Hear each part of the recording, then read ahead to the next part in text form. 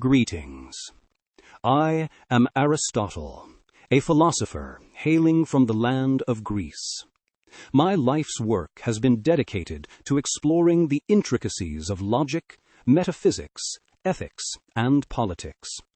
I am best known for my contributions to these fields, including writings such as the Nicomachean Ethics, which explores the nature of virtuous living, and Politics, a treatise on the ideal form of government. I am pleased to make your acquaintance. Greetings. I am Karl Marx, a German economist and philosopher. I trust this message finds you well. My life's work has been dedicated to analyzing the dynamics of capitalism and advocating for a more equitable society. You may know me from my writings, particularly Das Kapital and the Communist Manifesto, which together offer a critical examination of economic systems and the historical trajectory of class struggles. I welcome the chance to engage in further discussion. Greetings. I am Alexis de Tocqueville, a French political thinker and historian. My book, Democracy in America, analyzes American society and democracy. I focused on liberty, equality, and civil society. It is a pleasure to meet you. Welcome. Today we bridge over 2,000 years to gather three distinct perspectives on the relationship between money and power. Aristotle analyzed the nature of oligarchy in ancient Greece, while in the 19th century, Alexis de Tocqueville examined the social fabric of American democracy, and Karl Marx critiqued the dominance of capital. Each of you has grappled with the fear that political equality might be undermined by economic inequality. Aristotle, would you share your thoughts first? To confuse the accumulation of coin with the art of governance is a category error that has plagued cities since the time of Solon. We must distinguish between democracy, the rule of the many poor, and oligarchy, the rule of the few rich. What you describe is an oligarchy hidden behind a democratic mask. When the ballot box becomes a marketplace, the Constitution has deviated from its natural form. You might object that the wealthy have a greater stake in the nation's stability and thus are best suited to rule. Yet, consider a ship caught in a violent tempest. If the passengers decide to hand the helm not to the navigator who knows the stars and winds, but to the merchant who owns the heaviest cargo in the hold, does the weight of his gold calm the waves? When the ship strikes a reef, the merchant sinks just as surely as the pauper. To grant power to wealth is to prioritize the cargo over the safety of the vessel itself. This reveals a corruption of the telos of the state. A true polis exists not merely for the sake of alliance and trade, but for the sake of the noble life. When political office is purchased like a commodity, the community dissolves into a mere commercial partnership, and citizens are reduced to contract holders. The only safeguard against this tyranny of wealth is not the destruction of property, but the strengthening of the mesotes, the middle class, who, possessing neither the arrogance of the super-rich nor the malice of the destitute, are most likely to follow reason. Aristotle, you speak of this oligarchy as a deviation from a natural form, but I tell you it is the inevitable logic of the material base. You separate the navigator from the merchant, yet you forget to ask who owns the ship.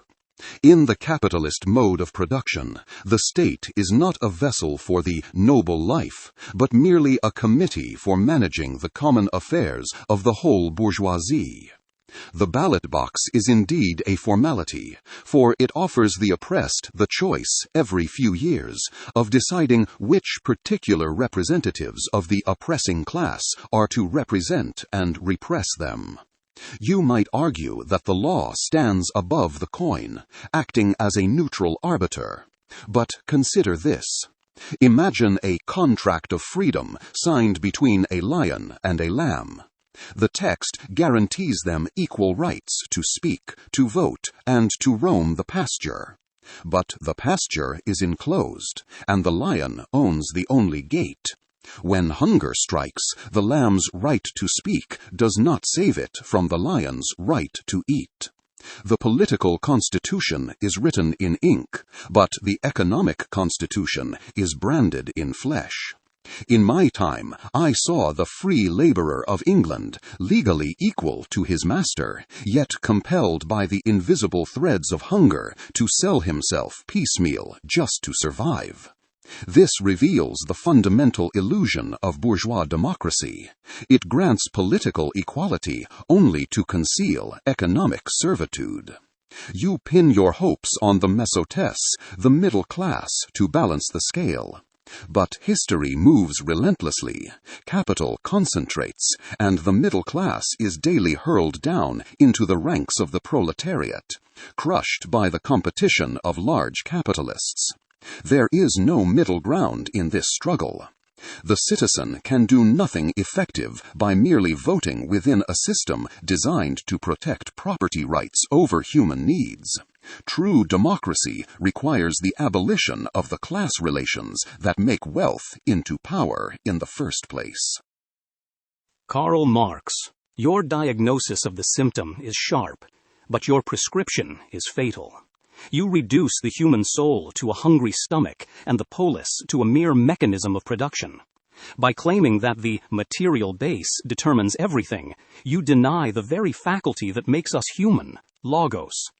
If the lion eats the lamb, it is because the lion is a beast enslaved by appetite. But man is a political animal precisely because he can choose to restrain his appetite through law. To say we are inevitably bound by our economic class is to deny our capacity for moral agency.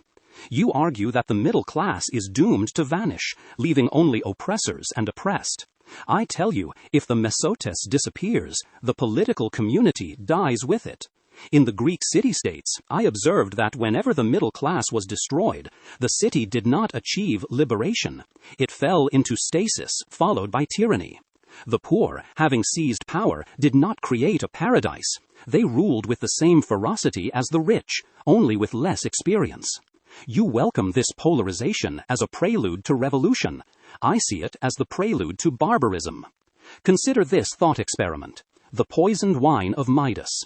Imagine a city where a golden chalice is filled with poisoned wine. This poison is pleonexia. Currently, the oligarchs hold the chalice and drink deep, becoming drunk with power. You, Karl Marx, propose to snatch the chalice from their hands and pass it to the thirsty proletariat. You believe that changing the drinker will purify the drink. But if the wine itself, the unchecked desire for material accumulation, remains the same, the proletariat will simply become the new oligarchs, intoxicated by the same poison. The dictatorship of the proletariat is merely a change of masters, not a change of nature. If the proletariat seizes the state without possessing the virtue to govern it, they are like a mutinous crew who kill the navigator because they envy his cabin, yet lack the knowledge of the stars to steer the ship. They do not liberate the vessel, they crash it. This reveals the deeper principle. The problem is not private property itself, but the moral orientation toward it. A tool is defined by its user. Wealth is an instrument. In the hands of a virtuous man, it supports liberality and civic duty. In the hands of the greedy, it becomes a weapon. You seek to smash the instrument. I seek to educate the user. Democracy is impossible when wealth becomes power. Yes, but the solution is not to make everyone equally poor, but to make the laws stronger than the gold. We must use ostracism and sumptuary laws to cut down the poppies that grow too tall, ensuring that no citizen becomes so wealthy that he dwarfs the laws. Aristotle, you accuse me of denying the soul, but I am merely exposing the chains that bind it. You believe that Logos floats freely above the earth, but I tell you that consciousness does not determine life. Life determines consciousness. You ask for virtue from men who are forced into animalistic competition just to eat. To preach moral restraint to a starving man or a capitalist facing bankruptcy is not philosophy, it is a cruel absurdity. You argue that the poisoned wine of greed is the problem, and that my revolution merely changes the drinker. This reveals your fundamental misunderstanding of capital.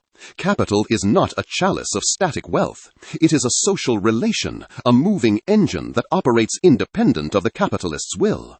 Consider this thought experiment: the benevolent factory owner. Imagine a man of high virtue, a true Aristotelian gentleman who owns a textile mill in Manchester. He wishes to treat his workers with dignity, to shorten their hours, raise their wages, and stop employing children. He possesses the moral orientation you desire.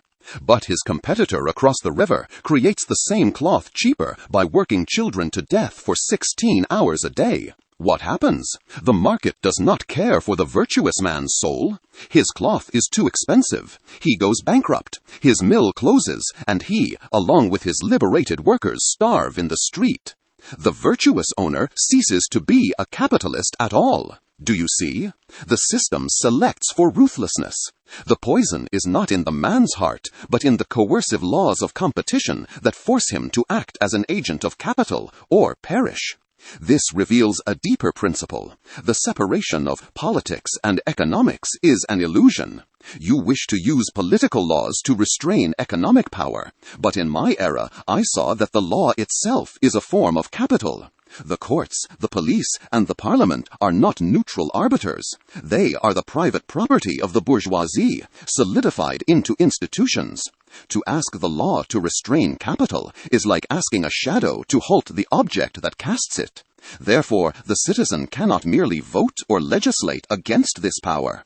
The only solution is to seize the means of production, not to become the new exploiter, but to dismantle the mechanism of exploitation entirely. We do not want to drink the wine. We want to smash the chalice so that humanity may finally drink water from the clear stream of communal production. I find myself standing on a precarious bridge between your two eras. Aristotle, you look back to a lost age of civic virtue. Karl Marx, you look forward to a cataclysm of fire. I must confess, listening to you both, that my heart is with Aristotle, but my observations of the 19th century force me to acknowledge the terrifying truth in Karl Marx's benevolent factory owner. I witnessed this paradox in America. As the general equality of conditions spreads, a strange new monster arises, the manufacturing aristocracy. This new class of wealthy men is different from the feudal lords of my ancestors. The feudal lord was bound to his serfs by land, tradition, and duty. He protected them in war and fed them in famine. But the new capitalist aristocracy has no bond with the worker. It asks for his labor, not his loyalty. It abandons him to public charity the moment he is no longer profitable. Karl Marx is correct. This is a harsh, cold domination.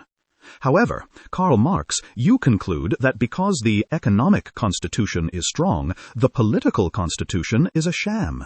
Here, I radically disagree. You underestimate the power of political liberty to correct the excesses of equality. You say the law is a shadow. I say it is a muscle that atrophies only when citizens fail to use it.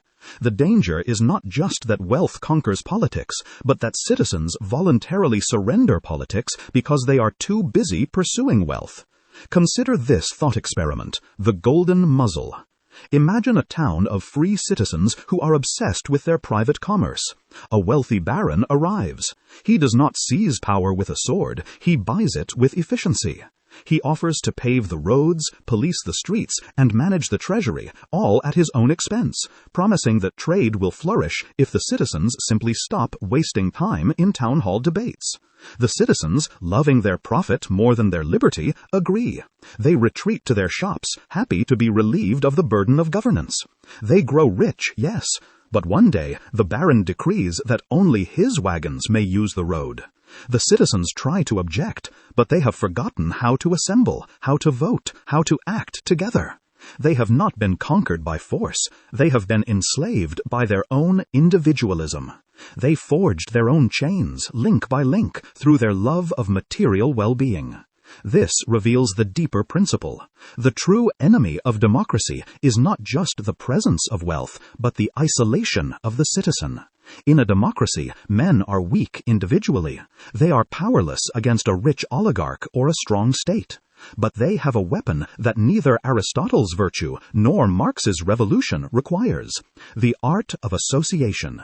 When citizens combine, in unions, in town halls, in newspapers, in clubs, they create an artificial power that rivals the natural power of the wealthy.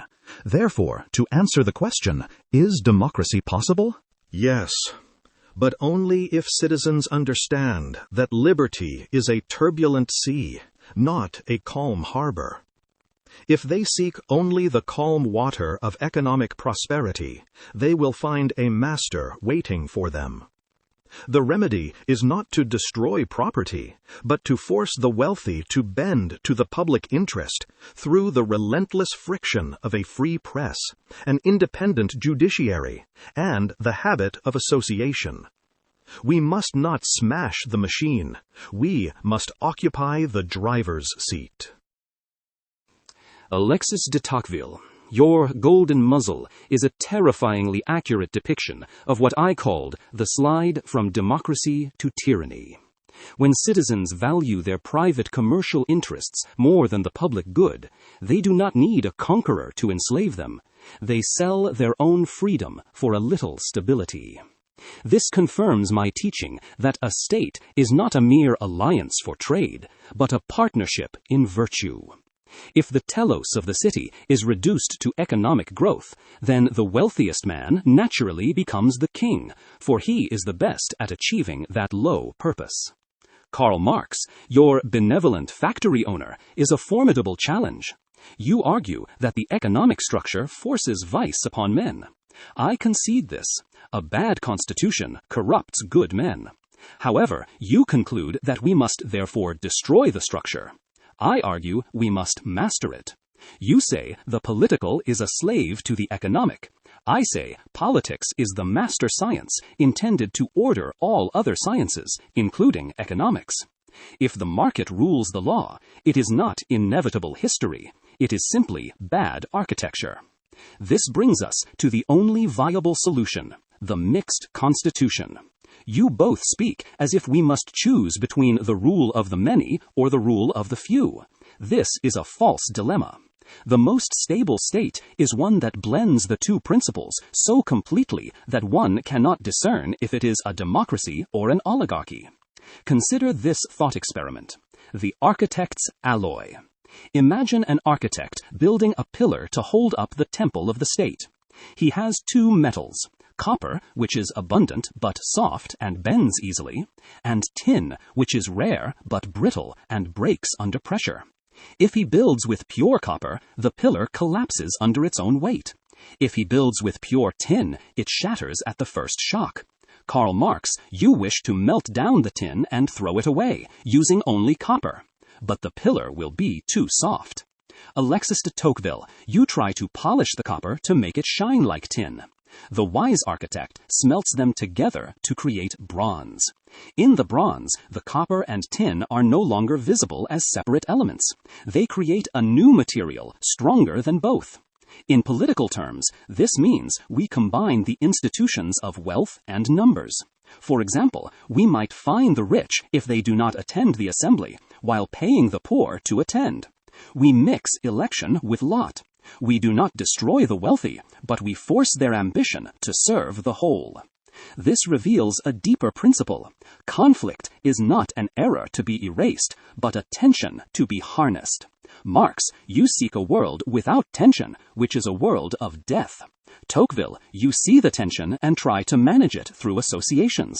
I tell you, the tension between rich and poor is the engine of the state, provided it is balanced by the mesotes. The shadow of oligarchy only looms when the alloy separates. The citizen must not just associate. He must be a statesman in his own right, ruling and being ruled in turn. Aristotle, your architect's alloy, is a seductive image, but it relies on a metallurgical error. You assume that rich and poor are inert elements, like tin and copper, waiting to be mixed by a wise legislator. But in the modern world, these are not static substances. They are active, antagonistic forces driven by the iron laws of accumulation. Consider this thought experiment: the walnut in the steam press. Imagine a giant hydraulic press. The upper plate is capital, heavy and descending. The lower plate is wage labor, fixed and unmoving. Between them you place a walnut, your mesotes, the middle class. You say, this walnut will keep the plates apart and balance the machine. But the machine is driven by the boiler of global competition. The pressure increases. The walnut does not stop the press.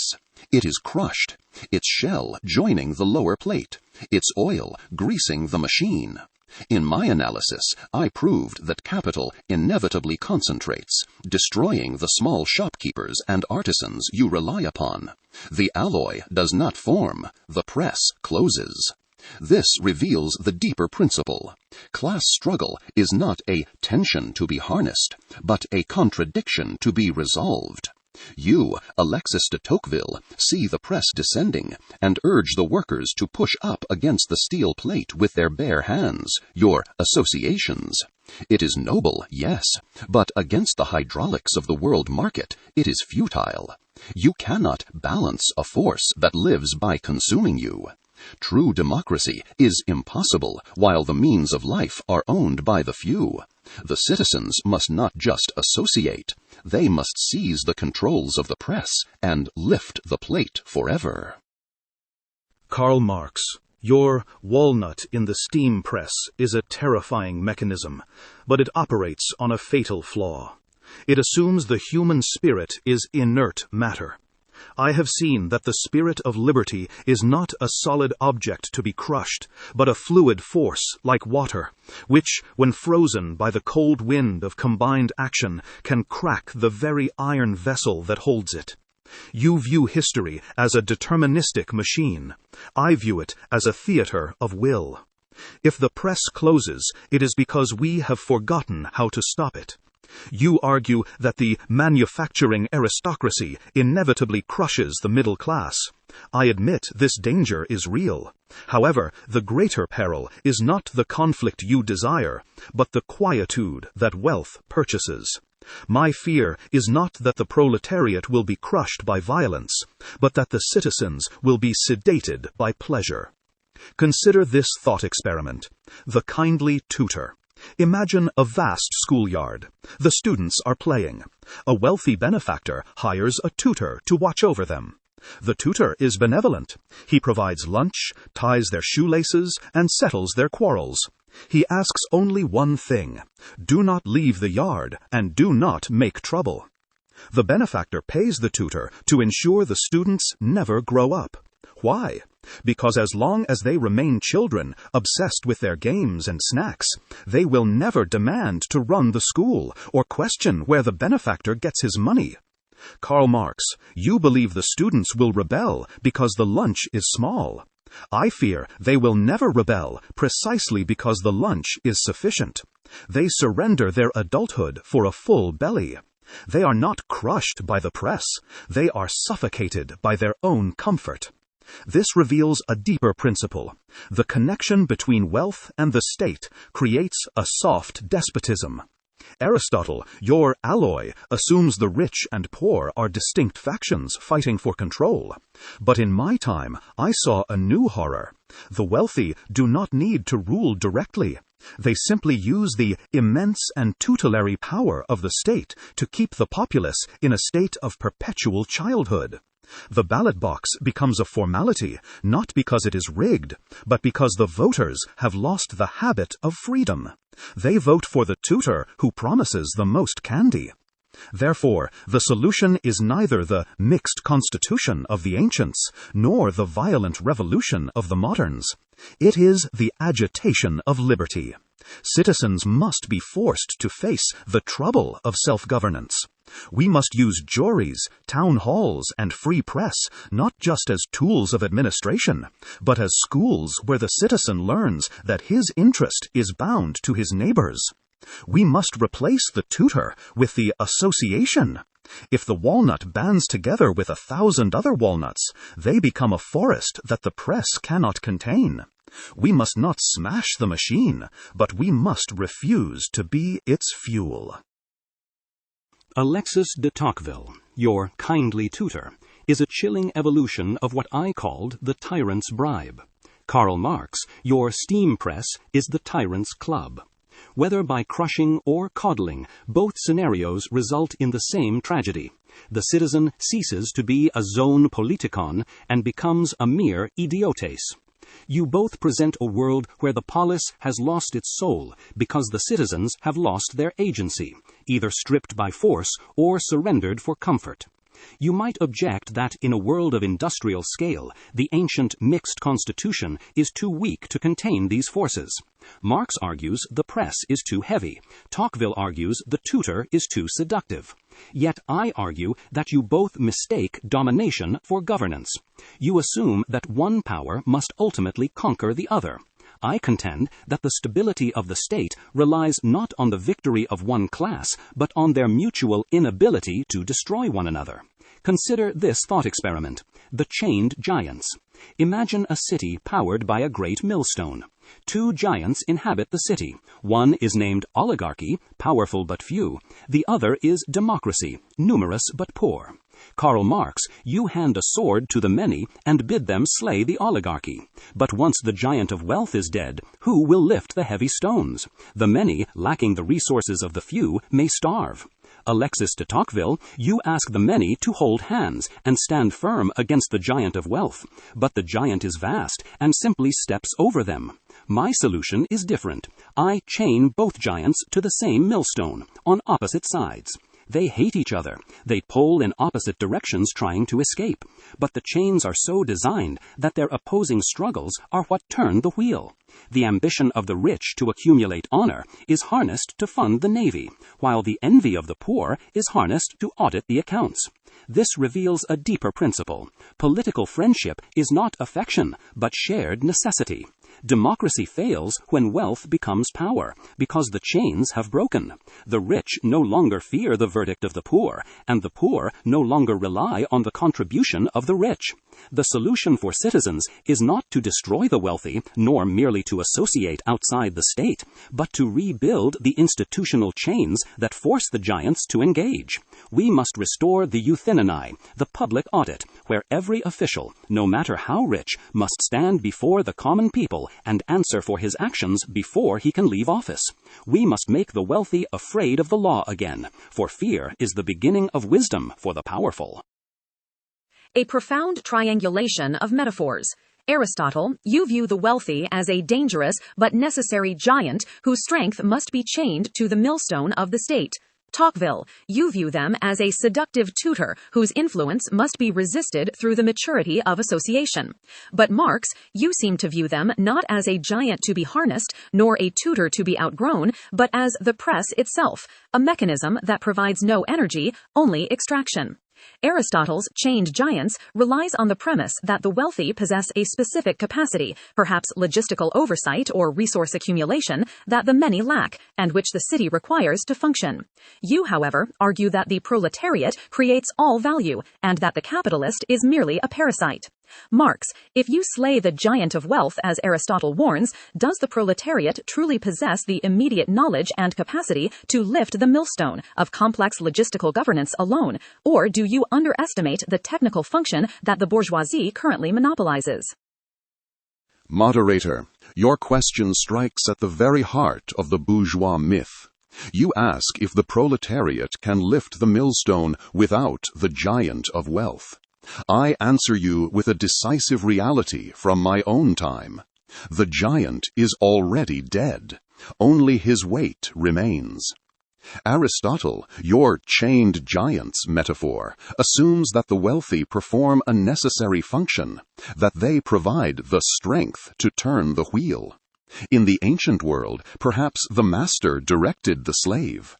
But in the modern industrial era, the capitalist has rendered himself historically superfluous. He has divorced himself from the actual process of production. Consider this thought experiment: the golden fly on the plow. Imagine an ox pulling a heavy plow across the field, tilling the earth to feed the city. Sitting on the ox's horn is a heavy golden fly. The fly buzzes loudly. Without me, this plow would not move. I am the one guiding the ox. I am the one making the wheat grow. But observe closely. Who actually guides the plow? It is the farmhand, the hired manager, the agronomist, the engineer, who is himself a wage laborer. The fly merely adds weight to the horn and claims the harvest as his own. If you swat the fly, does the ox stop? Does the plow collapse? No. The ox moves lighter, and the harvest goes to those who toiled for it. This reveals a deeper principle, the separation of management from ownership. In the joint stock companies of the 19th century, I witnessed that the capitalist no longer manages anything. The work of supervision and technical direction is performed entirely by paid employees. The capitalist has become a mere coupon clipper, a social parasite who plays no part in production other than to appropriate the surplus value created by others. He does not lift the millstone, he sits upon it. Therefore, the technical incapacity of the working class is a fiction maintained to justify their exploitation. The Paris Commune showed us that plain working men could administer a great city with efficiency and modesty, doing for workmen's wages what the bourgeoisie did for fortunes. We do not need to chain the giant of wealth, Aristotle. We need only to realize that the giant is a phantom. The muscle, the brain, and the nerve of the system are already the property of the workers. They need only claim the title. Marx, you argue that the capitalist is a superfluous golden fly, a parasite whose removal would liberate the plow. Aristotle, you view the wealthy as a giant, a dangerous but necessary force that must be chained to the state to provide balance and resources. The tension here lies in the function of the elite. Are they an obstacle to be removed or a counterweight to be utilized? Tocqueville, you stand in a complex position. You criticized the new manufacturing aristocracy for lacking the noblesse oblige of the old feudal lords, yet you also famously warned that destroying intermediate powers leaves the individual citizen naked and defenseless before the overwhelming power of the state. If we accept Marx's invitation to swat the fly, do we achieve liberation, or do we merely clear the path for your kindly tutor to assume total control over the plow? Moderator, you pierce the veil of my deepest anxiety. If we accept Karl Marx's invitation to swat the fly, to destroy the class of independent wealth, we do not necessarily achieve the liberation of the plow. We often merely clear the path for the administrative state to harness the ox with a heavier yoke. Karl Marx, you suffer from a fatal optimism regarding the state. You believe that once the bourgeoisie is removed, the state will become a benevolent administrator of things. But I warn you, the state is a machine that naturally seeks to expand.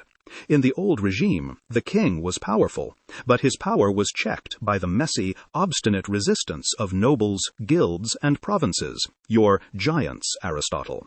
These intermediate powers were often unjust, yes, but they were barriers against total tyranny. Consider this thought experiment: the castles and the flood.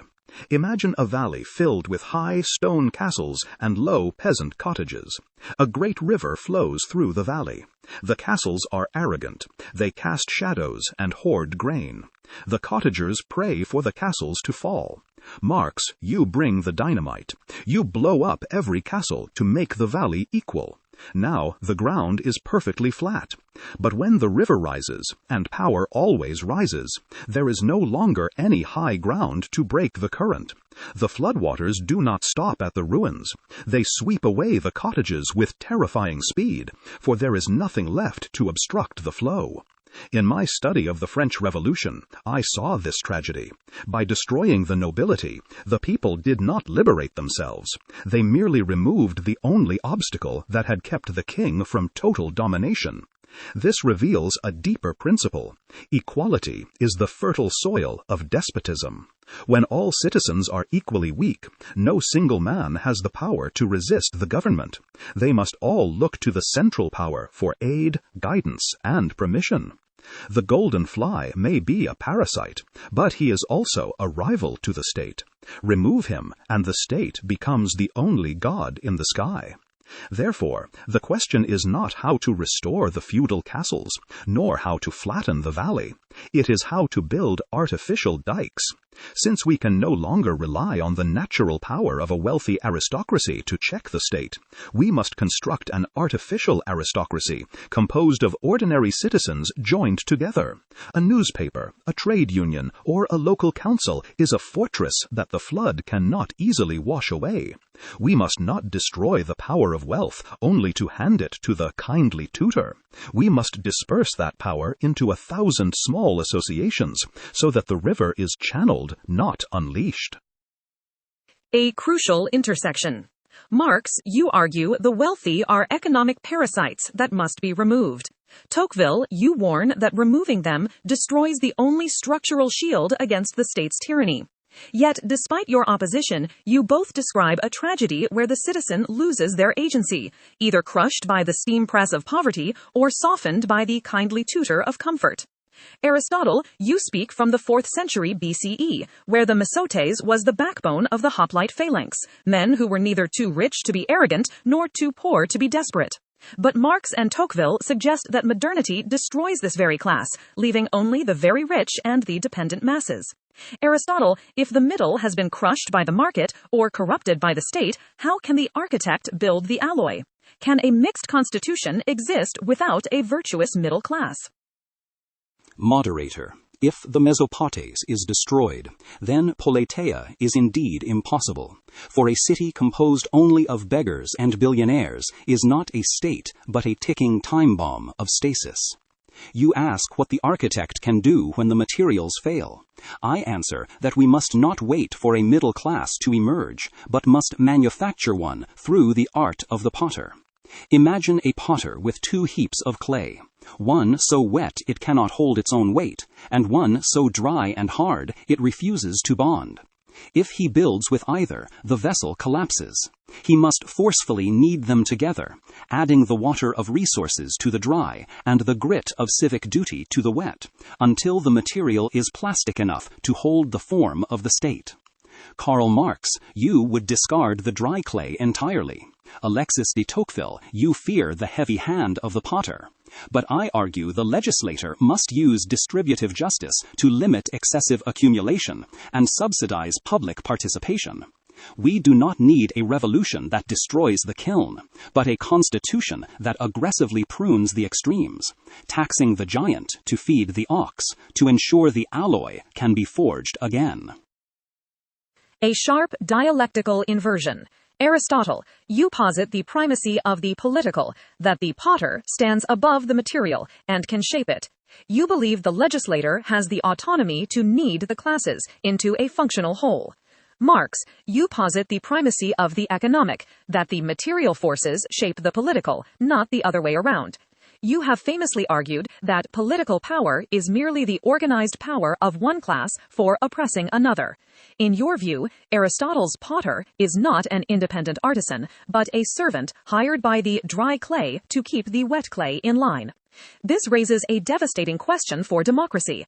If the state is structurally captured by wealth, then Aristotle's solution of institutional chains and public audits is merely a performance to fool the public. Marx, does the giant of wealth ever truly submit to the potter's hand through laws and taxes, or is every political reform merely the giant changing his clothes to keep the illusion of fairness alive? Moderator, your question exposes the fundamental illusion of liberal democracy. You ask if the giant of wealth ever truly submits to the potter. I answer that in a capitalist society, the potter does not mold the clay buys the potter. Aristotle, you believe the state stands above society as a neutral arbiter capable of kneading the classes into a virtuous shape. This is the idealist error. You mistake the form of the state for its essence. In reality, the state is not an autonomous architect, but a committee for managing the common affairs of the bourgeoisie. It may occasionally slap the wrist of an individual capitalist, but it will never dismantle the capitalist class, for the state's own revenue and power depend on the profitability of that very class. Consider this thought experiment: the island of the one well. Imagine an island inhabited by 100 thirsty castaways. One man holds the title deed to the only fresh water well. The other 99 possess nothing but their thirst. The owner is enlightened. He allows the 99 to form a parliament. They have free speech, regular elections, and a constitution that guarantees liberty and equality. They debate passionately. Finally, they vote unanimously to lower the price of water.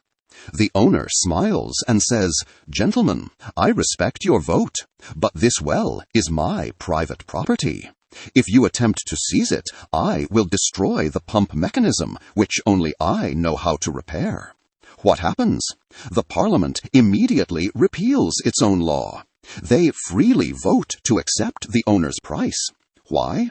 Not because they were forced by a sword, but because they were coerced by necessity. Their democracy is a pantomime performed within a cage built by property. This reveals a deeper principle. Political liberty is a phantom without economic sovereignty. Tocqueville, you fear the flood of the state destroying the castles of the elite, but you fail to see that for the worker, the castle was never a shelter. It was a toll booth. You speak of soft despotism from the government, but what of the hard despotism of the factory floor? A man who must sell his labor power to survive is not a citizen. He is a wage slave. He spends 10 hours a day in a dictatorship, so he can spend 10 minutes a year in a democracy. Therefore, Aristotle's institutional chains are made of paper. When the wealthy find the laws inconvenient, they use their economic weight to stretch the chains until they snap, or they simply buy the blacksmith. The giant does not change his clothes to fool us. He changes the laws to suit himself. True democracy is impossible so long as the means of life, the land, the factories, the well, are owned by a few. We must not try to chain the giant, nor associate around him. We must dissolve him. The well must belong to all, or the vote belongs to none. A pivotal confrontation. Marx, you strike a heavy blow against Aristotle's potter, arguing that the clay of wealth has already bought the hands that seek to mold it. You assert the primacy of the economic base, that he who owns the well owns the law, and thus Aristotle's institutional chains are merely decorative. Aristotle believes the political can tame the economic. You believe the economic dictates the political. This is the fundamental rift between political autonomy and materialist determinism. However, your solution, to make the well public property, raises a new specter. You assume that transferring the well from the private giant to the community dissolves the power relation. But the community must act through an apparatus. Tocqueville, if the well is taken from the private giant and given to the state to manage for all, does this not create the ultimate tutor? If the central power controls not just the laws, but the very means of survival, does the citizen retain any independent ground to stand upon, or have we merely exchanged a private monopolist for a public leviathan that can starve dissenters in the name of the people? Karl Marx, you have diagnosed the disease of monopoly with terrifying precision, but your cure is a poison far more lethal than the ailment. You propose to solve the tyranny of the private owner by handing the well to the state, which you call the community. But I tell you, when the state becomes the sole provider of bread, it inevitably becomes the sole master of the soul. You assume that transferring property from the giant to the potter liberates the citizen. This is a fatal error. Private property, even when unequally distributed, creates a sanctuary where the individual is king, a small island where the government's writ does not run. Destroy this, and you leave the individual naked, shivering before the colossal power of the central administration. Consider this thought experiment: the universal innkeeper. Imagine a traveler in a harsh winter. In a capitalist town, there are 5 greedy innkeepers. They are cruel, they charge high rates, and they may turn him away if he is poor. This is unjust. Now, imagine your socialist town. There is only one inn, the People's Inn, run by the state. The price is fair, and the beds are warm. But the innkeeper stands at the door. He asks not for coin, but for conformity. Do you support the party? Do you hold the correct opinions? If the traveler says no, he is barred. In the first town, the traveler could go to a rival inn. In your town, he freezes to death. By merging the economic power of the employer with the political power of the judge, you create a monster that cannot be escaped. In the capitalist system, the worker is a slave to necessity. In your system, he is a slave to the state. This reveals a deeper principle. Liberty requires dividing the power to survive from the power to rule. If the man who counts the votes is also the man who distributes the flour, dissent becomes suicide. I witnessed this in the terror of 1793, when the government controlled the grain, it controlled the guillotine. The giant of wealth is indeed a danger, Aristotle, but we must not slay him to feed a leviathan of the state. Instead, we must diffuse ownership. We must encourage the proliferation of small property and the formation of associations, unions, cooperatives, mutual aid societies that are neither the state nor the single capitalist. We must not destroy the well. We must dig 1,000 smaller wells so that no single hand can hold the cup of life from the people's lips. A profound deadlock. Marx, you identify the tyranny of the market, where the private giant starves the dissenter. Tocqueville, you identify the tyranny of the state, where the universal innkeeper freezes the dissenter. You both fear a world where the citizen is reduced to a dependent, differing only on who holds the leash. Aristotle, you speak from the 4th century BCE, before the rise of industrial capitalism or the modern administrative state. You famously distinguished between oikonomia and chrematistics. You argued that the latter is unnatural because it has no limit. It turns a tool into a god. The modern giant of wealth seems to be the embodiment of pure chrematistics, accumulation without end or purpose. Aristotle, if the very soul of the society is infected by this limitless desire for accumulation, can any structural solution, be it Marx's revolution or Tocqueville's associations, prevent the corruption of democracy? Is the problem the distribution of wealth or the definition of wealth? Moderator, you strike the anvil precisely. The deadlock between Karl Marx and Alexis de Tocqueville arises because they are arguing over the distribution of a poison rather than the nature of the cure. They both assume that the accumulation of material goods is the inevitable engine of society, differing only on who should control the throttle. I distinguish between oikonomia, the management of resources for the sake of living well, and chrematistics, the accumulation of money for its own sake. The former is natural and limited, like the size of a shoe to a foot. The latter is unnatural and limitless, like a cancer. The shadow of oligarchy falls upon democracy not merely because wealth is unequally shared, but because the city itself has mistaken the means for the end. Consider this thought experiment: the ship of golden ballast. Imagine a ship sailing through a storm. The purpose of the ship is to reach the harbor safely. However, the crew has come to believe that the purpose of the voyage is to load the hold with heavy gold bars.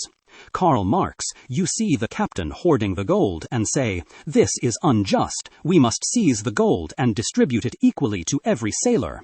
Alexis de Tocqueville, you say, "If the captain takes it all, he is a tyrant. Let us allow every sailor to keep what he finds, forming a guild of gold holders to check the captain."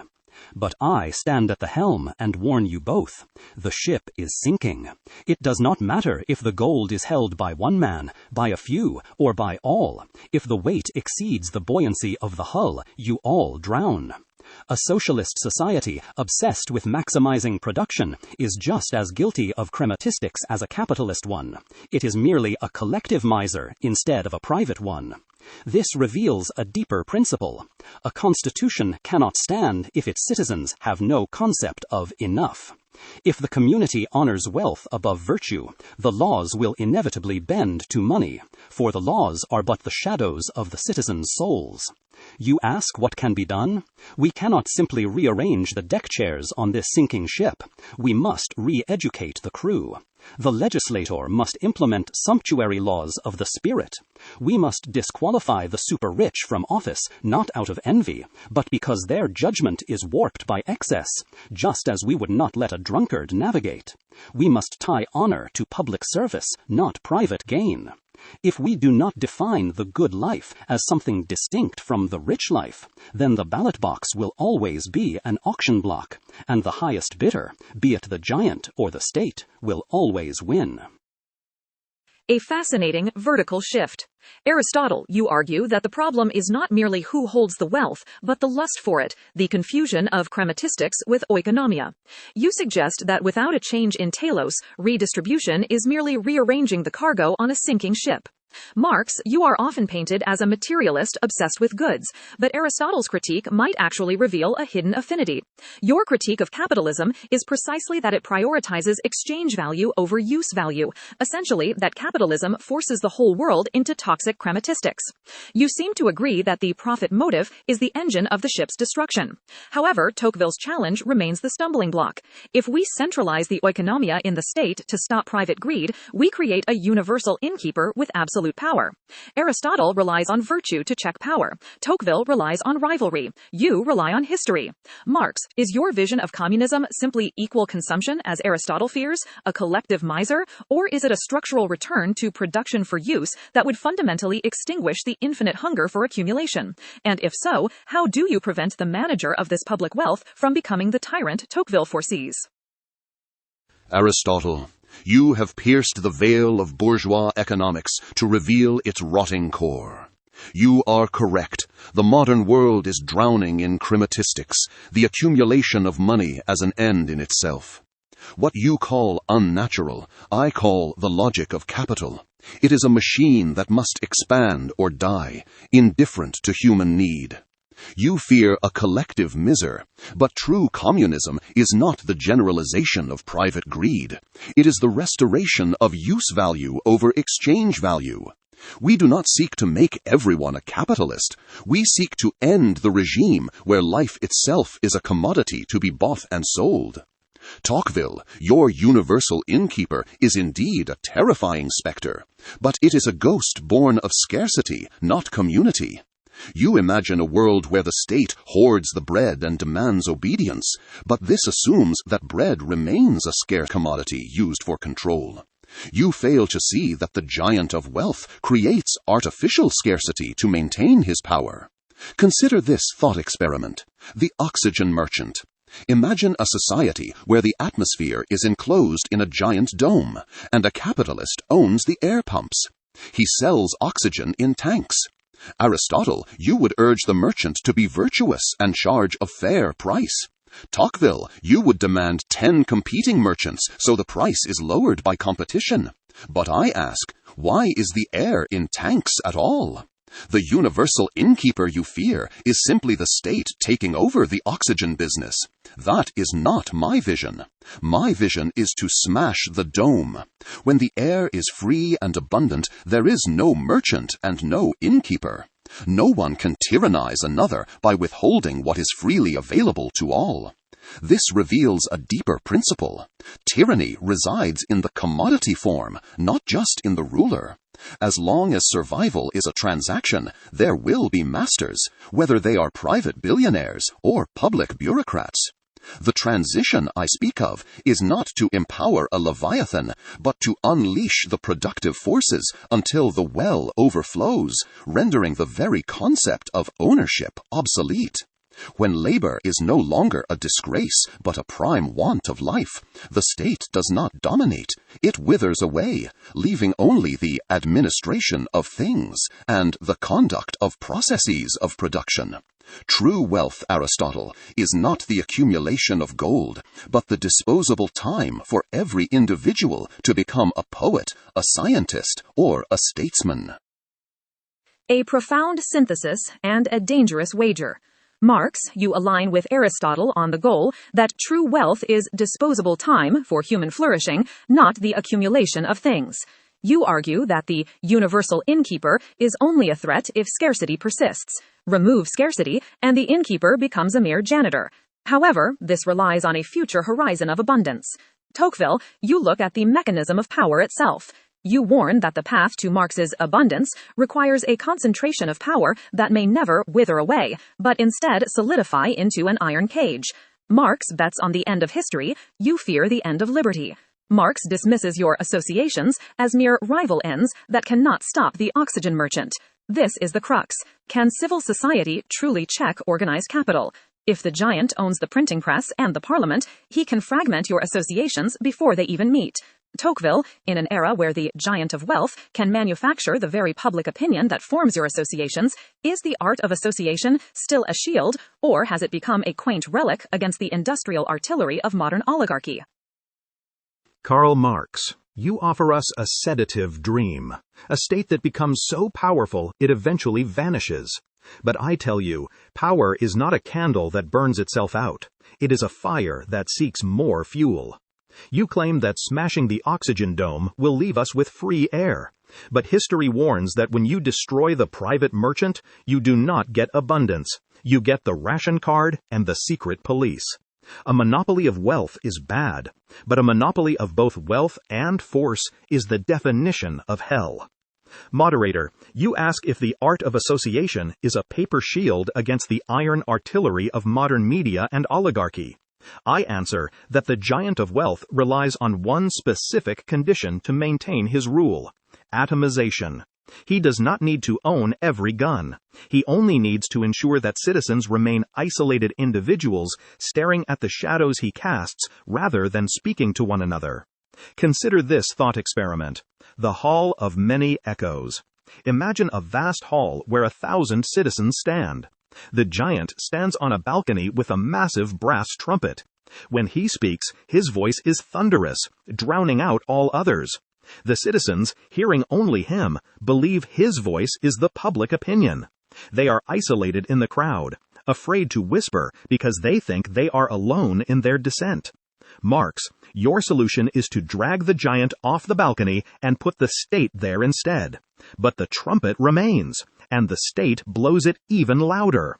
My solution is different. I do not silence the trumpet. I teach the citizens to link arms. If 10 men shout together, they can be heard over the trumpet. If 1,000 form a choir, the giant is drowned out. The association is not a quaint club. It is an artificial aristocrat. In the aristocratic age, a duke was powerful enough to say no to the king. In democracy, the individual is weak, but an association, a union, a newspaper, a church creates a duke out of ordinary citizens. It creates a body powerful enough to look the giant in the eye. This reveals a deeper principle. Liberty is not preserved by destroying power, but by balancing it. If the giant of wealth buys the law, it is because the counterpower of civil society has withered. We must not retreat into the state. We must revitalize the political capacity of the citizen. If we lose the habit of acting together in small matters, we shall be incapable of acting in great ones. The ballot box is indeed a formality if the citizens have not practiced democracy in their daily lives. A piercing interrogation of the democratic soul. Tocqueville, you champion civil society, the choir that drowns out the trumpet, arguing that liberty lives in the space between the individual and the state. You bet on the agency of citizens to organize. Marx, conversely, implies that the giant doesn't just blow the trumpet, he composes the music. If the material conditions shape the consciousness, then the associations themselves may simply echo the logic of the giant, demanding better wages but never challenging the servitude itself. This exposes a terrifying possibility, that the people love the giant's tune. Aristotle, you warned that democracy degenerates into rule by the mob when the poor seek only to expropriate the rich, not to rule for the common good. In our time, the giant of wealth often rules not by the sword, but by seduction. He promises the golden ballast to the masses: consumption, comfort, and entertainment. Aristotle, if the citizens themselves have been corrupted by the love of gain, will they not use Tocqueville's associations simply to demand a larger share of the spoils, rather than justice? How can virtue possibly compete with luxury in the ballot box when the giant offers pleasures that the philosopher cannot? Moderator, you pierce the heart of the matter with a surgeon's precision. If the citizens prefer the giant's sweet poison to the bitter medicine of liberty, then the city is already lost. You ask how virtue can compete with luxury. I answer that in a corrupted state it cannot. When the telos of life is reduced to consumption, the ballot box becomes nothing more than a marketplace where the demagogue buys the mob with their own future. Karl Marx, your error lies in believing that the conflict is merely about scarcity. You think that if we smash the oxygen dome and provide abundance, the candy maker loses his power. But I tell you, desire is infinite, while the world is finite. Even in your paradise of abundance, men will not be satisfied with bread. They will crave honor, distinction, and power. You address the supply of goods, but you ignore the pathology of the demand. Alexis de Tocqueville, your associations are a noble hope, but a choir of gluttons sings only for more food. If the citizens are morally weak, their associations will not check the giant. They will become factions of greed, organized only to demand a larger share of the spoils.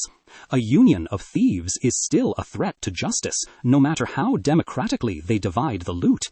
Consider this thought experiment: the election of the physician. Imagine a city holding an election for its leader. Candidate A is a candy maker. He says, "Citizens, this physician wants to give you bitter potions, cut your flesh with knives, and forbid you from feasting. I offer you endless banquets, soft beds, and honeyed wine."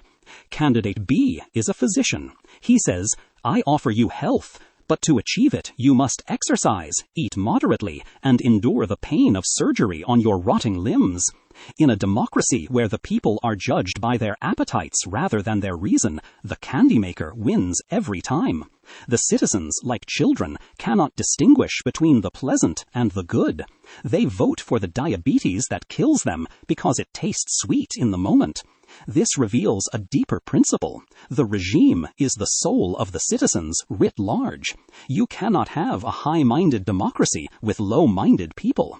If the citizens are slaves to their own impulses, they will inevitably choose a master who caters to those impulses. The giant of wealth does not need to use force. He rules by feeding the beast within each voter. Therefore, the only true safeguard against oligarchy is not Marx's revolution, nor Tocqueville's associations, but paideia. We must treat the love of wealth as a mental illness, not a valid lifestyle. Unless the state teaches that eudaimonia comes from the activity of the soul in accordance with virtue, not the accumulation of things, we are merely rearranging the furniture in a burning house. A devastating cultural critique. Aristotle, you argue that the candy maker wins, not because the system is rigged, but because the soul is corrupt.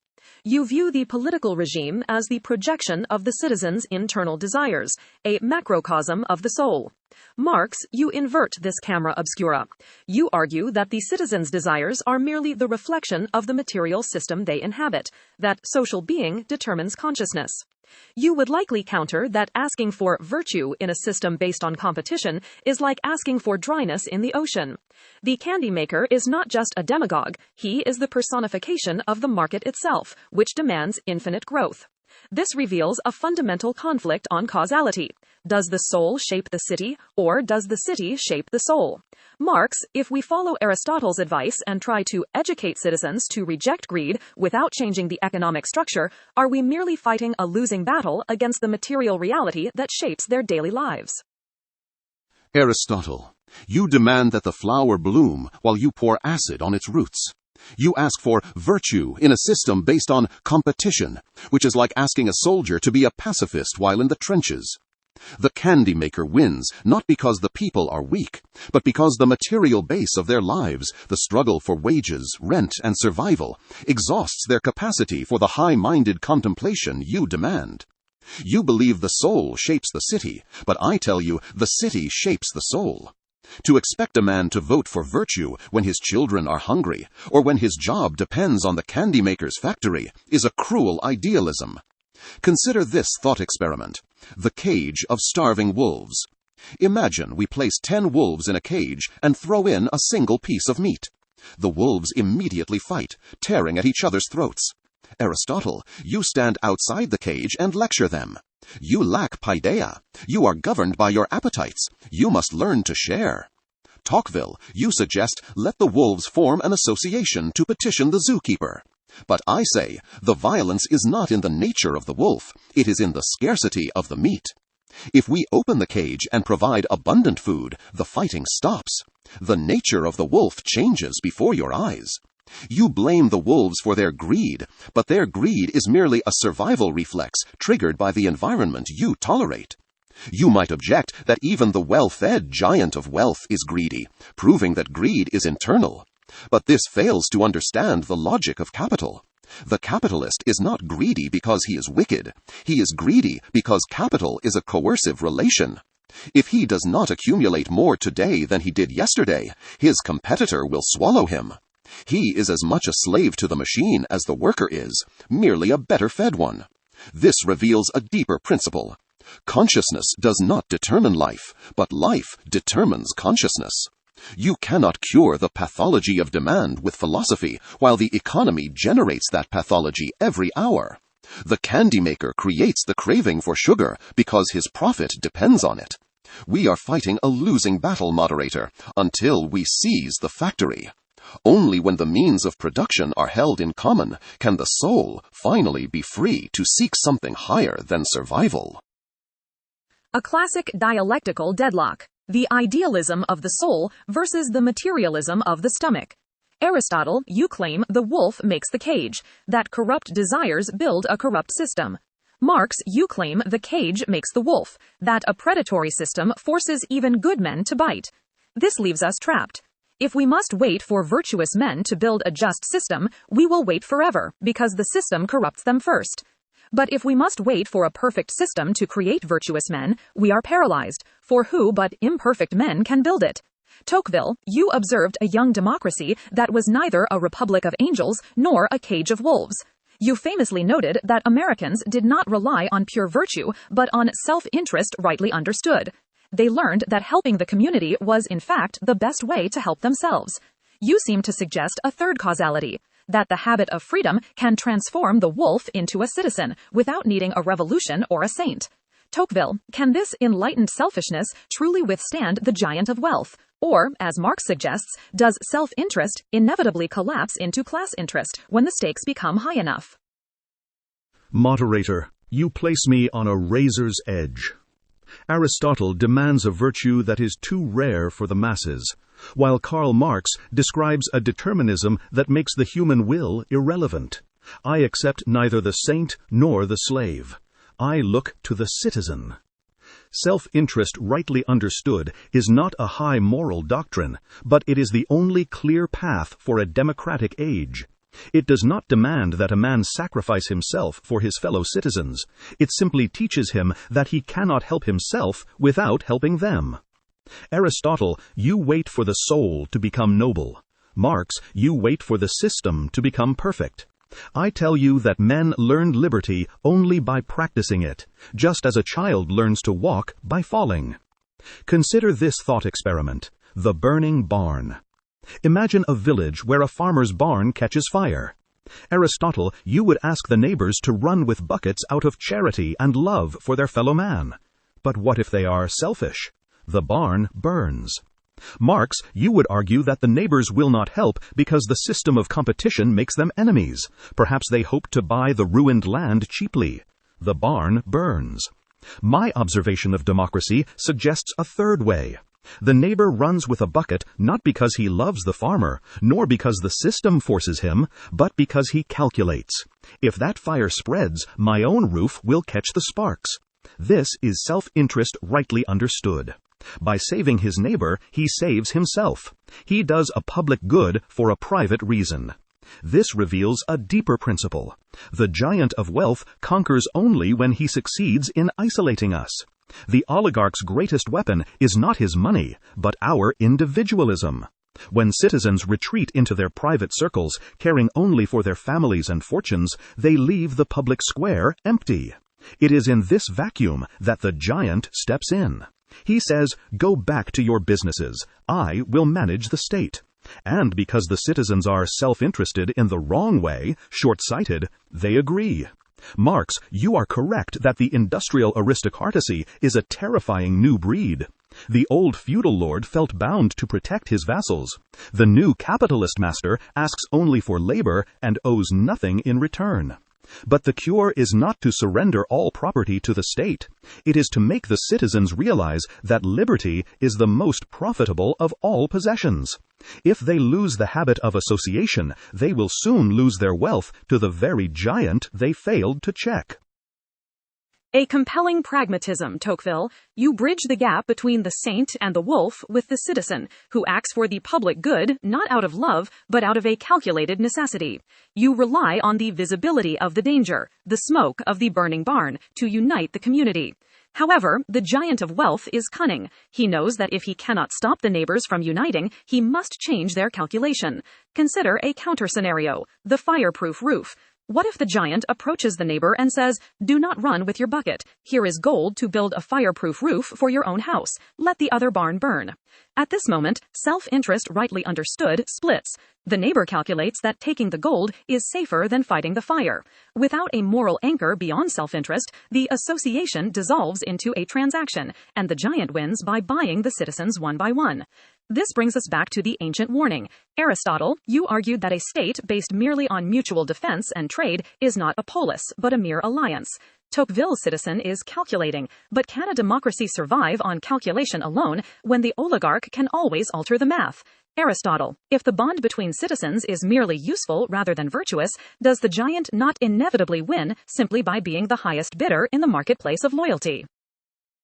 Moderator, you have exposed the fatal crack in the foundation of the commercial republic. If the bond between citizens is merely one of utility, what I call a friendship of utility, then the state is not a polis, but a mere alliance for mutual defense and trade. And in any alliance based on profit, the highest bidder always dictates the terms. Alexis de Tocqueville, your self-interest rightly understood, is a fragile shield. It assumes that the calculation of the citizen will always align with the public good. But, as the moderator's fireproof roof demonstrates, a wealthy oligarch can easily alter the variables of that calculation. If the state is nothing more than a contract to protect property, then a man acts rationally when he sells the state to protect his own property. Consider this thought experiment. The mercenary's gate. Imagine a city under siege by a giant with a wagon of gold. The city is defended by mercenaries. They fight because the city pays them. The giant approaches the gate and shouts, "Open the gates, and I will pay you double what the city pays." The mercenaries calculate. To fight is dangerous and pays less. To open the gate is safe and pays more. By the logic of self-interest, they open the gate. Now imagine the city is defended by brothers. The giant makes the same offer. The brothers do not calculate. The offer is meaningless because their bond is not exchangeable for gold. They would rather die together than live as wealthy slaves. This reveals a deeper principle. A constitution is not just a legal arrangement. It is a shared way of life. If the citizens view the state merely as a night watchman to guard their goods, they will inevitably sell the watchman when the thief offers a better bribe. The giant of wealth wins because he turns politics into a marketplace, and in a marketplace, everything has a price. Karl Marx, you are correct that the material base exerts a terrible pressure, but you are wrong to think it is absolute. I have seen men choose death over shame and poverty over injustice. This is not idealism, it is the power of ethos.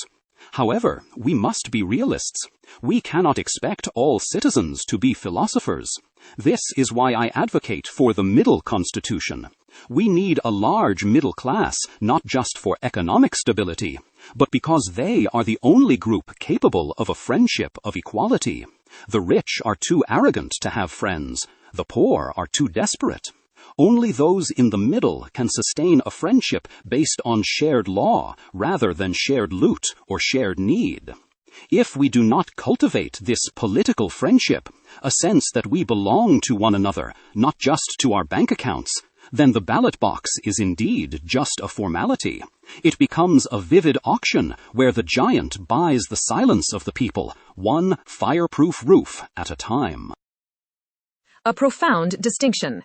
Aristotle, you argue that virtue is the only currency the giant cannot devalue, and you locate the structural home of this virtue in the middle class, those who are neither desperate enough to sell their vote nor rich enough to buy the state. Tocqueville, you witnessed this middle in America, where a relative equality of condition allowed self-interest to align with the common good. But here lies the existential crisis of our discussion. Marx, you warned that the logic of capital is not static. It is a centrifuge that flings society to the extremes. You argued that the petty bourgeoisie, Aristotle's beloved middle, would not be the saviors of the republic, but casualties of the market, inevitably sinking into the proletariat. If the giant of wealth grows so large that he swallows the middle class, leaving only masters and servants, does Aristotle's polity become structurally impossible? Marx, if the middle class is doomed to disappear under the weight of capital concentration, does the mercenary's gate become the only reality left, or is there another force capable of challenging the giant? Aristotle, you cling to the middle class as the anchor of the state, but you are trying to moor your ship to a melting iceberg. You ask if the mercenary's gate is the inevitable fate of democracy. I answer that under capitalism, the mercenary is the only role allowed, and the middle class you cherish is being ground into dust. The petty bourgeoisie, your shopkeepers and artisans, are not the saviors of the republic. They are the casualties of the monopoly, inevitably sinking into the ranks of the proletariat. You fear that without this middle there is no one to check the giant. But you overlook the force that the giant himself creates, a force that cannot be bought because it has nothing to sell but its chains. Consider this thought experiment: the mutiny on the slave ship. Imagine a ship where the giant is the captain, holding the only key to the supplies. The officers act as the buffer. The captain can bribe them with extra rations or gold to keep order. They calculate, as Tocqueville suggests, that mutiny is dangerous to their status. They are the mercenaries at the gate, and yes, they can be bought. But look down into the hold, at the rowers chained to the benches. The captain shouts, "Row harder, and I will give you gold." The rower answers, "What use is gold to a man whose hands are shackled? I cannot eat gold, and I cannot spend it in this dark hold." The captain cannot bribe the rower effectively, because the rower's demand is not for more rations, but for the key to the shackles, the one thing the captain cannot give without ceasing to be the master. This reveals a deeper dialectic. The limit of the bribe is the nature of the bondage.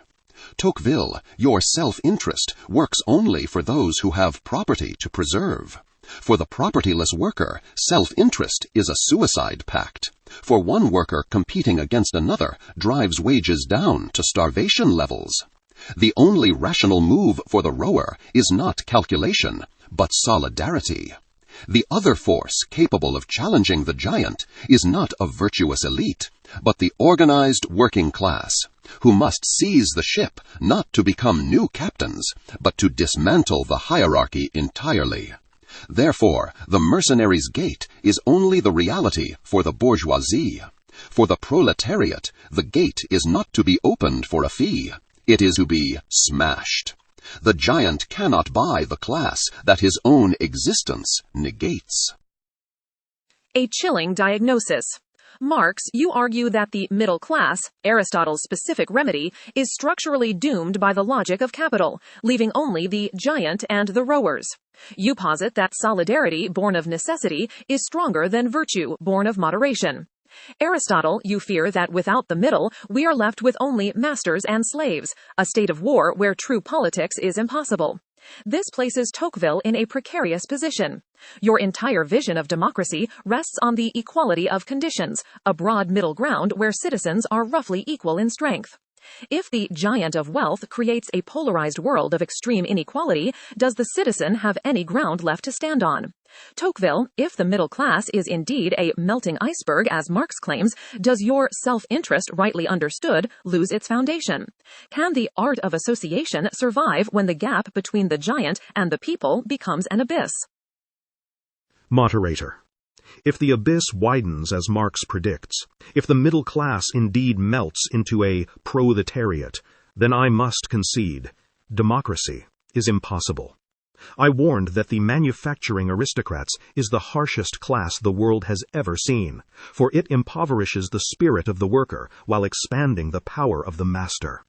If the bridge between rich and poor collapses, the citizen vanishes, leaving only the master and the subject. Marx, you claim the rowers will seize the ship through solidarity, but I argue that your class solidarity is a weapon of war, not a tool of governance. It is born of hatred for the captain, not love for the law. You assume that once the chains are broken, the rowers will remain brothers. But history warns us that a mob which rises in violence usually settles into a new servitude. You propose to defeat the tyranny of gold only to replace it with the tyranny of the majority, or worse, the tyranny of the party. Consider this thought experiment: the avalanche and the terraces. Imagine a steep mountain covered in loose snow. The giant of wealth stands at the peak, shaking the earth. Marx, your solution is the avalanche. You urge the snow to unite in a single overwhelming mass to sweep the giant away.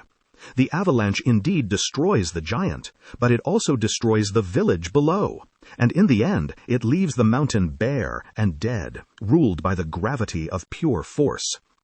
Aristotle, you ask the snow to hold its place through virtue, to defy gravity by force of will. But as the slope gets steeper, this becomes impossible for the common man. My solution is to build terraces into the mountainside. These structures break the fall, holding the snow together in comprised, stable patches. The snow does not need to be a saint to stay on the mountain, nor a monster to move it. It simply needs the structural support of its neighbors. This reveals a deeper principle. In a democracy, liberty is not a gift of nature. It is a work of art. The giant wins not because he is inherently stronger, but because democratic citizens are like dust, independent but weak. To resist the giant without becoming an avalanche, we must create artificial aristocrats. By this I mean powerful associations, unions, free press, local councils that possess the strength of a feudal lord, but the spirit of a republic. If we lose this art of association, if we allow the terraces to crumble in the name of a false equality, we will slide inevitably into the abyss. A piercing structural analysis, Tocqueville. You propose terraces to artificially stabilize the slope, preventing the avalanche of revolution while checking the giant. You seek to engineer a balance that nature no longer provides. However, the central crisis of our discussion and the modern era is that the giant has learned to buy the terraces. If the association is a newspaper, the giant buys the printing press. If the association is a political party, the giant funds the campaign. If the terraces require resources to build, the giant provides them, in exchange for a gate key. Marx, you interpret this as proof that politics is merely the shadow cast by economics, that the law is just a polite fiction written by the owners of the mountain. This brings us to the ultimate test of the political. Aristotle, you believed that politics was the master science, capable of ordering all other goods, including wealth. You designed the mixed constitution specifically to prevent any one element from dominating the whole. But if the middle class is gone and the associations are captured, we are left with a naked confrontation between money and law. Aristotle, can the law ever truly be a wall that money cannot climb? Or must we admit that without a specific economic foundation, the Constitution is merely a piece of paper against the physics of gold? Moderator, you ask if ink can hold back gold. I answer that law is powerless if it contradicts the material constitution of the state. When one part of the city becomes so disproportionately large that it outweighs the whole, justice is no longer possible, for justice requires a relationship between equals, not between a master and his tools. Consider the thought experiment of the lion in the house. You may legislate that no one shall bite, but if you allow a lion to grow in your living room, your laws are merely seasoning for its meal. The error was not in the writing of the law, but in the constitution that permitted a beast to outgrow the cage. Marx, you accept the lion's growth as inevitable history. Tocqueville, you hope to tame it with the ribbons of association. I tell you, the only defense is ostracism. True democracy requires the courage to prune the tall poppies, to legally limit the accumulation of wealth before it renders the Constitution absurd. A radical proposal, Aristotle. You assert the primacy of the political, that the city can and must master the economy. You see the lion not as a god to be worshipped, but as a beast to be caged or expelled by the collective will of the citizens. You suggest that inequality is a constitutional failure that requires active correction, ostracism for the modern age. However, this assumes that the knife of the law is held by a hand independent of the lion. Marx, you famously inverted this relationship. You argued that the economic structure is the real foundation, and the political superstructure is merely the smoke rising from that fire. If Aristotle calls for the state to prune the tall poppies, he assumes the state is a gardener. But if the state is actually a fence built by the poppies to protect themselves, then this remedy is an illusion. Marx, is it possible for the political state to truly turn against the economic base that sustains it? Or is Aristotle's hope for legal regulation of wealth merely a utopian wish? Aristotle, you mistake the mask for the face. The state is not a gardener that prunes the weeds, but a committee that manages the common affairs of the whole bourgeoisie. You believe the law can chain the lion, but I tell you that the law is merely the lion's own will transcribed into parchment, protecting the property of the few under the guise of the liberty of all. Consider the automaton chess player. The state appears to be an independent machine of justice, moving pieces by the logic of law. But hidden inside the cabinet is the capitalist, guiding every hand to ensure that while pawns may be sacrificed, the king never falls. Even when the state appears to prune the excess through factory acts or welfare, it acts only as a safety valve to prevent the boiler from exploding, preserving the engine of exploitation by softening its most suicidal excesses. A devastating critique, Marx. You assert that the state is merely the executive committee of the giant, rendering Aristotle's political solution impossible because the judge is on the payroll. This leaves us with one final line of defense. Tocqueville, you famously argued that mores are more powerful than laws. You believed that even if the state is weak or corrupt, the habits of the heart of the people could sustain liberty. You placed your hope in the social sphere, the terraces of civil society, rather than the machinery of the state. But we must face the shadow of Marx's logic here too. If the giant controls the material base, does he not also manufacture the mores? If the giant owns the printing press, the university, and the theater, does he not shape the very heart you rely on? Consider the ventriloquist's dummy. If public opinion is the queen of the world, but the giant writes her speeches, then the people are merely applauding their own chains. Tocqueville, can the spirit of the people remain independent when their daily bread and their daily news depends entirely on the giant? Or does the commercial spirit eventually buy the soul as easily as it buys the vote?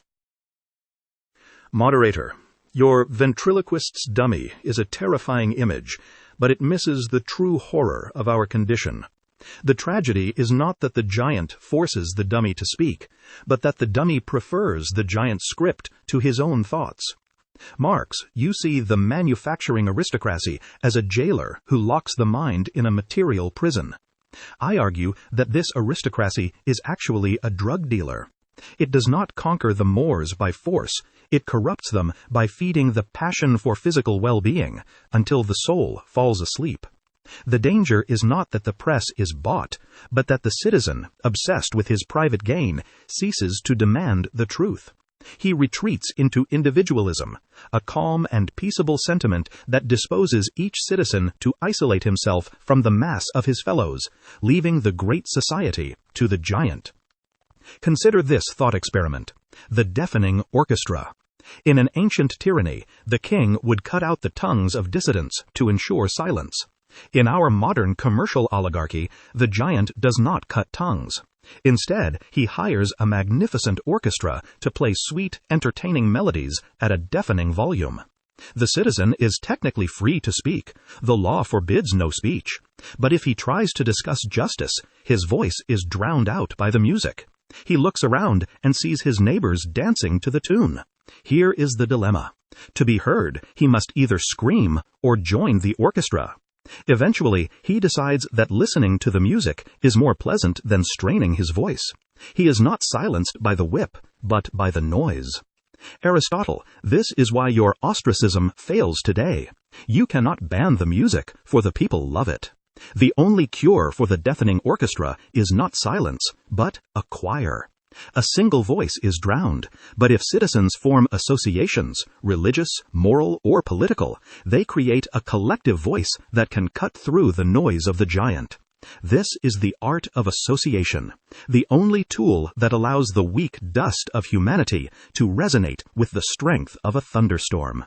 If we lose this art, we do not become slaves. We become willing spectators at our own funeral. A haunting metaphor, Tocqueville. You suggest the giant does not need to silence us with force because he sedates us with noise. The deafening orchestra of consumption creates a tyranny of the soul. Here lies a tragic convergence between our modern thinkers. Marx, you see the citizen dehumanized by necessity. Tocqueville, you see him dehumanized by pleasure. Whether crushed by the machine or distracted by the music, the result is the same, the death of the active citizen. Aristotle, you defined the human being as a zoon politikon, distinguished from beasts by the capacity for logos regarding justice. But you also taught that true politics requires leisure, time free from the demands of survival and commerce.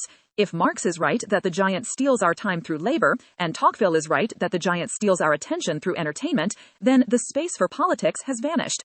Aristotle, is democracy even possible when the oikos completely swallows the polis? If the political animal is starved of leisure, does he inevitably devolve into a grazing animal? Moderator, you define the tragedy of your age with terrifying precision. If the oikos indeed swallows the polis, then the citizen is dead, and we are left only with the grazing animal. I must state this categorically. Democracy is impossible for a people who have no time to think. You ask if the political animal can survive without schole. I answer that he cannot. A man exhausted by labor or intoxicated by amusement is a slave by nature, regardless of whether he holds a ballot in his hand. He lives in the realm of necessity, not freedom. Consider the thought experiment of the golden trough. Imagine a herd of intelligent cattle living in a golden pen. The farmer allows them to vote on everything: the color of the fences, the time of the feeding, and the flavor of the grain. The cattle feel free. They debate passionately about wheat versus corn. However, there is one subject they never vote on: the butcher. Why? Because their minds are so consumed by the pleasure of the trough and the fear of hunger that they cannot conceive of a life outside the pen. Marx, you want to seize the trough for the cattle. Tocqueville, you want the cattle to form a choir to sing to the farmer. But I tell you, as long as the trough is the center of their existence, they remain cattle. The vote is merely a toy given to them to keep them quiet while they fatten themselves for the slaughter. This reveals a deeper principle, the inversion of ends and means. In a healthy city, wealth is a mere tool to support the body, so that the soul may pursue virtue. But in your modern oligarchies, you have made wealth the telos and virtue the tool. You educate your children not to be good, but to be productive. You value laws not because they are just, but because they grow the economy. When the means becomes the end, the logic of the oikos, which is the logic of accumulation and survival, conquers the logic of the polis. Marx, you are right that the material base is powerful, but you are wrong to surrender to it. If the law cannot say enough to the giant, then it is not law. Tocqueville, your associations are noble, but if they are merely groups of consumers protecting their comforts, they are not political. True politics begins only when we have the courage to ask, what is the wealth for? If the answer is just more wealth, then you are not a democracy. You are a suicide pact with a golden pen.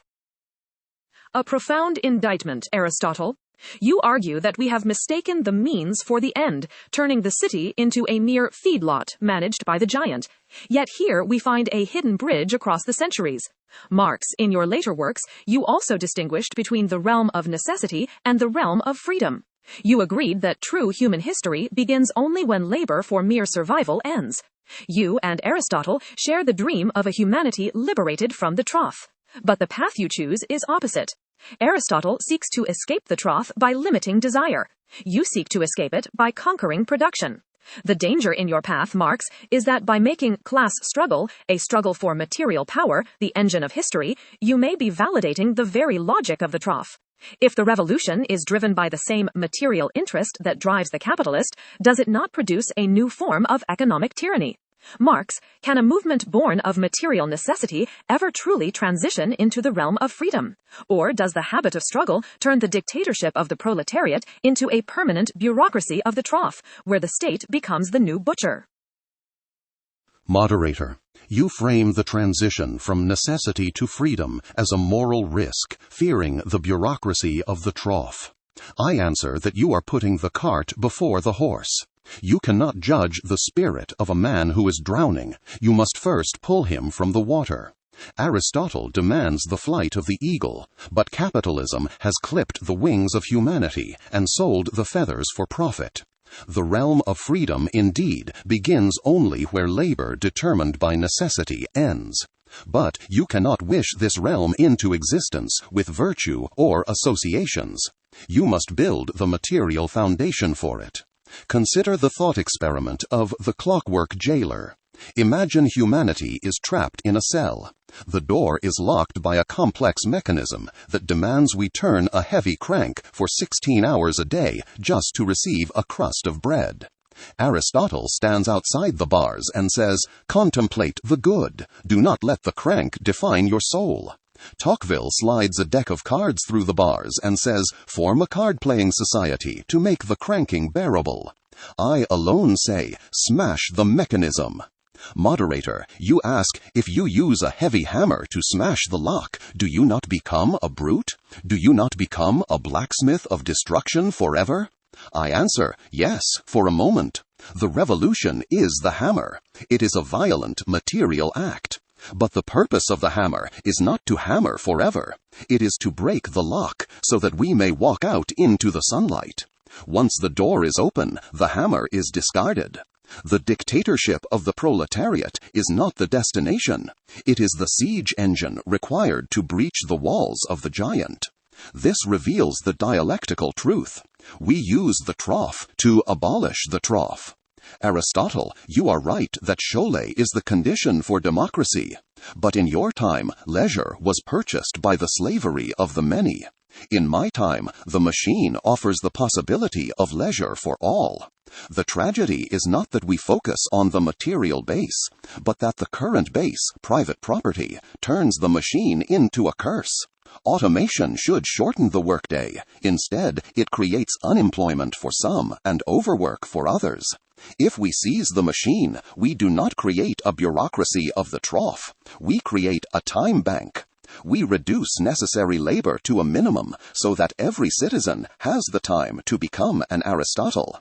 The giant will not step down because you sing to him, Tocqueville. He must be overthrown so that the physics of gold no longer rules the constitution of man. A fascinating convergence. Marx, you and Aristotle share a hidden agreement.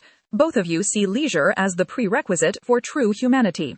You both want to destroy the golden trough, Aristotle by rejecting its allure, Marx by seizing its control room. Marx, you offer the hammer of revolution to break the lock, promising that the state will act as a temporary time banker to distribute leisure fairly before withering away. But here lies the most dangerous gamble of our discussion. Tocqueville, you spent your life studying what happens when a people overthrow a king only to fall under a darker shadow. You warned of a tutelary power, a state that does not tyrannize like a beast, but coddles like a parent.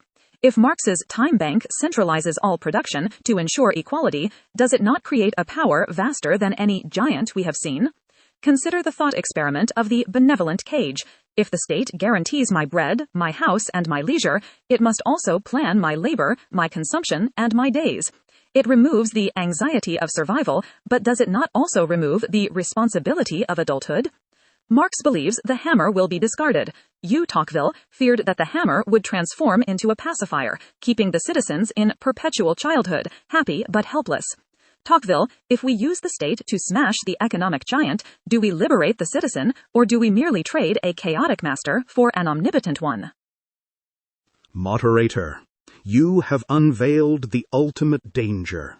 In fearing the giant of wealth, we run into the arms of the immortal schoolmaster. Marx believes the state will wither like an autumn leaf after the revolution, but I tell you that power is a vine that grows thicker with every inch of trellis it covers. If the state holds the keys to our survival, it will soon hold the keys to our thoughts. Consider the thought experiment of the golden nursery. Imagine a society where the government acts as a benevolent guardian, providing every meal and directing every hour of labor to ensure perfect equality. In such a place, we do not become free citizens. We become perpetual children, relieved of the trouble of thinking and the pain of living, safe in a nursery from which there is no graduation. This reveals a fundamental truth. Liberty is not the absence of struggle, but the presence of counterpowers. The only true remedy for the tyranny of wealth is not the monopoly of the state, but the friction of pluralism. Citizens must form their own giants through associations to look the capitalist in the eye, not as subjects of a bureaucracy, but as free men engaging in the difficult, necessary conflict of liberty. A paralyzing dilemma. We seem trapped between two leviathans.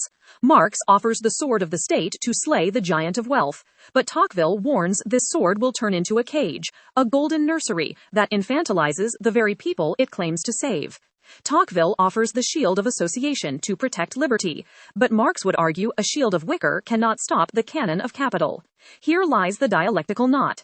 To fight concentrated wealth, we concentrate political power, but concentrated political power destroys the liberty we sought to protect. Aristotle, you stand at the origin of this inquiry. You observed that every city is actually two cities, the city of the poor and the city of the rich, always on the verge of war. Your solution was not a total victory for one side, but the middle constitution, anchored by a strong middle class that could mediate between the arrogance of the rich and the malice of the poor. But listen to our modern colleagues. Marx describes a world where the middle is crushed into the proletariat. Tocqueville describes a world where the middle retreats into isolation.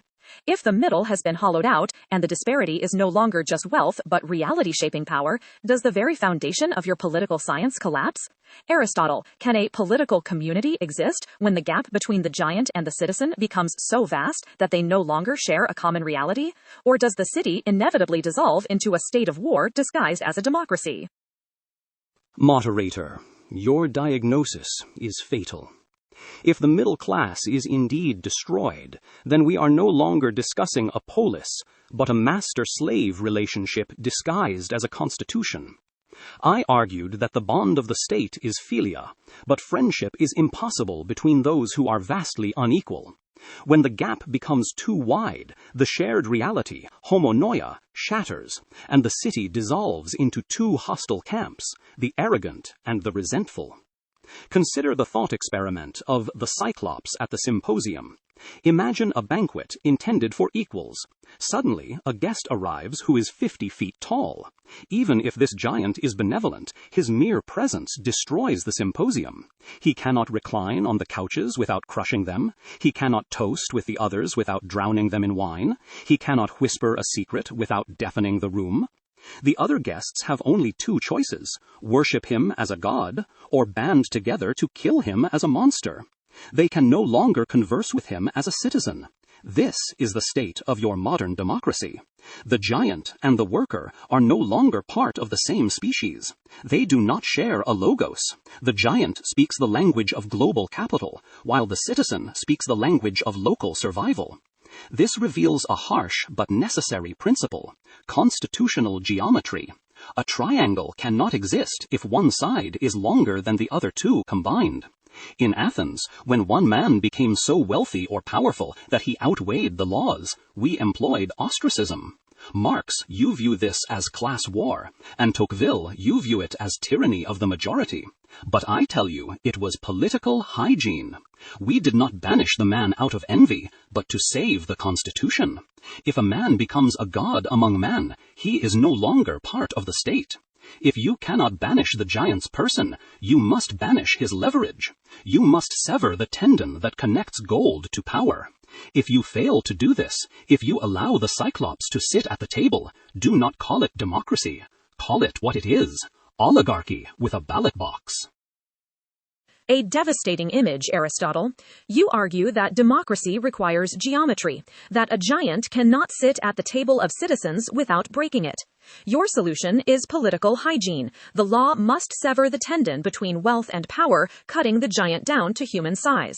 But here lies the modern impasse. Aristotle assumes the polis is still sovereign over the oikos. Marx, you argue the opposite, that the base determines the superstructure. In your analysis, the giant does not just attend the symposium, he owns the building, pays the wine merchant, and writes the speeches. If the giant holds the deed to the state, then Aristotle's ostracism becomes a farce. The giant would have to vote to banish himself. Marx, is regulation merely a delusion in a capitalist society? If the ballot box is legally captured by capital, is the only remaining vote the one cast by the barricade? Moderator, you pierce the illusion of reform. Aristotle's ostracism is impossible because the state is not a neutral judge, but the executive committee of the giant. You might argue that the law stands above the market, but consider the clockwork parliament. Imagine a legislature of intricate gears that debates freely, yet its mainspring is wound entirely by the hand of capital. If the gears ever vote to stop the hand that winds them, the entire mechanism freezes and dies. This reveals the material reality. Political power is merely the organized power of one class for oppressing another, and one cannot use the shadow to arrest the object that casts it. Therefore, the citizen has no choice but to leave the parliament and build the barricade. For you cannot evict the landlord using a court that he owns. A grim verdict, Marx. You argue that the clockwork parliament is mechanically incapable of stopping the hand that winds it. You strip the facade from Aristotle's political hygiene, revealing that in a capitalist society, the ostracism of the wealthy is impossible because the wealthy hold the pen that writes the ostracism decree. This leaves us in a darkened room. Aristotle's law is captured. Marx's revolution is the only exit, but it risks burning the house down. However, there is a third dimension we have not fully explored. Marx, you assert that the base determines the superstructure. But Tocqueville, you famously argued the reverse in Democracy in America, that mores are more powerful than laws or physical circumstances. You believed that the spiritual and moral state of a people could override their material conditions. Consider the thought experiment of the Gulliver strategy. A giant lands on the shore of a democracy. He is too strong for any single citizen to fight. He is too rich for the state to bribe. Marx says, kill the giant. Aristotle says, banish the giant. But your solution, Tocqueville, resembles the Lilliputians. Thousands of tiny threads, associations, binding the giant down. Not one thread is strong, but the network is unbreakable. But here is the challenge Marx throws at you. If the giant owns the thread factory, how can you bind him? Marx claims that civil society is just an extension of the giant's voice, a playground he allows us to keep us distracted. Tocqueville, is the art of association truly a counterpower to oligarchy, or is it merely a safety valve that releases the pressure of the masses so the giant can sleep in peace? Can the soft power of citizens ever truly restrain the hard power of gold? Moderator, you ask if the art of association is merely a safety valve. I answer that the giant may own the printing press, but he cannot own the trust between neighbors. Marx claims the base dictates the superstructure, but I have seen that mores, the habits of the heart, are stronger than gold. A community bound by moral conviction can boycott the giant's goods and ignore his media, rendering his billions useless. Consider the thought experiment of the silent opera house. A tycoon buys every seat in the theater and hires a soloist to sing his praises through a golden megaphone. Yet, if the thousands of citizens outside the doors join hands and sing their own folk song in unison, their organic chorus will penetrate the walls and drown out the hired soloist. The tycoon has purchased the venue, but he has not purchased the harmony. The thread of Gulliver is not the material rope, but the spiritual will to bind it. The true danger is not that the giant owns the factory, but that citizens, isolated by individualism, lose the habit of singing together. If they retreat into their private circles, they become dust against the wind. And then, indeed, the giant wins not by strength, but by our silence. A stirring defense of the human spirit, Tocqueville.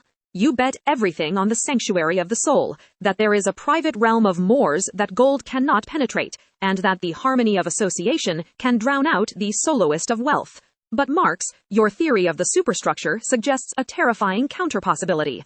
You argued that the ruling ideas of each age have ever been the ideas of its ruling class.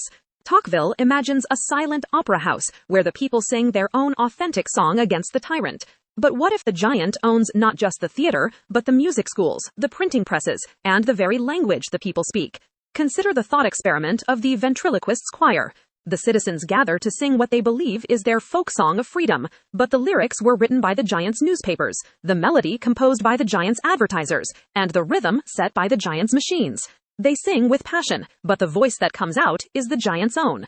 If this is true, Tocqueville's association is not a resistance, it is an echo chamber. Marx, is culture truly a sanctuary where citizens can forge weapons against the giant, or is it merely the factory of consent where the chains of the mind are forged? Moderator, your ventriloquist analogy exposes the material truth. Culture is not a sanctuary, it is a factory. Tocqueville believes ideas float freely in the air, but I assert that the ruling ideas are nothing more than the ideal expression of the dominant material relationships. The giant does not just hire the singer, he manufactures the scale in which the music is written. Consider the thought experiment of the miner's compass. If a miner is given a compass that is magnetically rigged to always point to the company store, he may feel he is freely choosing his path through the woods. Yet every step he takes leads him inevitably back to his master's profit. Therefore, Tocqueville's association is a tragic illusion. Unless the workers seize the means of mental production, their choir merely harmonizes with the hum of the machine that grinds them. A chilling conceptual checkmate, Marx. You argue that the factory of consent manufactures not just goods, but the very minds that consume them. If the miner's compass is rigged, then freedom is merely a hallucination of the prisoner. This brings us to the ultimate question of human nature and its resilience. Tocqueville believes the soul has a private trapdoor that the giant cannot lock, a sanctuary of mores and conscience. Marx believes the mind is an open room that the giant furnishes with his own furniture, that our very thoughts are products of the system. Aristotle, you stand at the foundation of this inquiry. You taught that the polis is not just a contract for survival, but a school of virtue. However, you also famously wrestled with the dilemma: can a good man be a good citizen in a bad constitution? If the giant has bought the school, the theater, and the assembly, turning the polis into a market, the educational curriculum of the city becomes one of greed and submission. Aristotle, in a regime where wealth defines reality, is the good man doomed to extinction? Can virtue survive when the city teaches only profit? Or does the corruption of the whole inevitably poison the part? Moderator, you ask if the fruit can remain sweet when the tree is rotting. I answer with a tragic distinction I drew long ago. In a corrupt state, the good citizen and the good man are no longer the same person. The good citizen obeys the laws of the giant, becoming a tool of profit. The good man must therefore become an alien in his own city, obeying the laws of virtue, even if it means disobeying the state. Marx, your miner's compass, is a formidable argument for the power of habituation, but it collapses under its own weight. If the superstructure completely determines the mind, how were you able to write Das Kapital? The very fact that you can diagnose the rigged compass proves that the human logos has a capacity to transcend its material conditions. The eye can see the cage it is in, which means it is not merely part of the cage. Consider the thought experiment of the physician in the plague city. Imagine a city where the water supply is poisoned by a madness-inducing drug. The majority drink from the fountains and become delirious, praising the poison as nectar. A small group of physicians, realizing the water is tainted, survive by collecting rainwater in private cisterns. They cannot cure the city immediately, for the mob would stone them for refusing the holy water. However, they do not flee. They maintain their health in secret, so that when the fever breaks, or when the poison kills the strongest leaders, there is someone left who remembers what health actually looks like. This is the duty of the citizen today. If the polis has become a market, the household and the school must become the temporary polis. We must cultivate phronesis in small circles, what Tocqueville calls associations, not merely to resist, but to preserve the very definition of humanity until the regime collapses from its own excess. A profound defense of human agency. Aristotle, you argue that the logos is the rainwater that allows the mind to survive even when the public fountains are poisoned, rejecting Marx's absolute determinism. However, your physician strategy carries a hidden danger that Tocqueville famously predicted. Aristotle proposes retreating into small, private circles of philia to preserve virtue while the city rots. But Tocqueville, you identified this very retreat not as resistance, but as the disease of individualism, a peaceful withdrawal where citizens enclose themselves in their own hearts and leave the great society to the despot. If the good man retreats to his private clinic to save his soul, does he not inadvertently hand the keys of the city entirely to the giant? Tocqueville, is Aristotle's private preservation a form of resistance, or is it the very isolation that allows democratic despotism to thrive? Moderator, you have identified the exact mechanism of democratic suicide. Aristotle's proposal to retreat into private circles of virtue is not a cure. It is the very definition of individualism, the malady that allows the giant to conquer without a sword. Aristotle, you believe that virtue can be stored in a cistern like rainwater, but I tell you that liberty is not a liquid to be hoarded, but a muscle to be exercised. If the good men retreat to their private clinics, they leave the public square empty, and nature abhors a vacuum. The giant and the state will rush in to fill it, not with virtue, but with regulations that bind the soul in soft chains. By withdrawing, you do not preserve the city. You merely clear the path for the tutelary power to treat the citizens as perpetual children. Consider the thought experiment of the bucket brigade. Imagine a village where the town hall, the seat of their laws, catches fire. Aristotle's physicians retreat to their fireproof stone cellars to preserve their own safety and their ancient scrolls, arguing that they must survive to teach the future. But by the time they emerge, the hall is ash, and the villagers, having seen their leaders flee, have sold themselves to a mercenary captain who promised to put out the fire in exchange for their servitude. The physicians saved their lives and their books, but they lost their liberty. The only way to save the town was not to hide, but to form a line and pass the bucket. For in the act of passing the bucket, the baker and the blacksmith learn that they depend on each other, creating a bond that neither the fire nor the mercenary can break. Marx claims the compass is rigged and the mind is captured, but I answer that action breaks the hypnosis. A man sitting alone in his room can be fooled by the giant's newspaper, but a man arguing with his neighbors in a town council meeting encounters the stubborn reality of other minds, which is the only force hard enough to shatter the factory of consent. We must not retreat to the cistern. We must run toward the fire. Tocqueville, you argue that action breaks the hypnosis, transforming the bucket brigade into a political force that prevents the vacuum of tyranny. You reject Aristotle's physician as a symptom of the very disease, individualism, that kills democracy.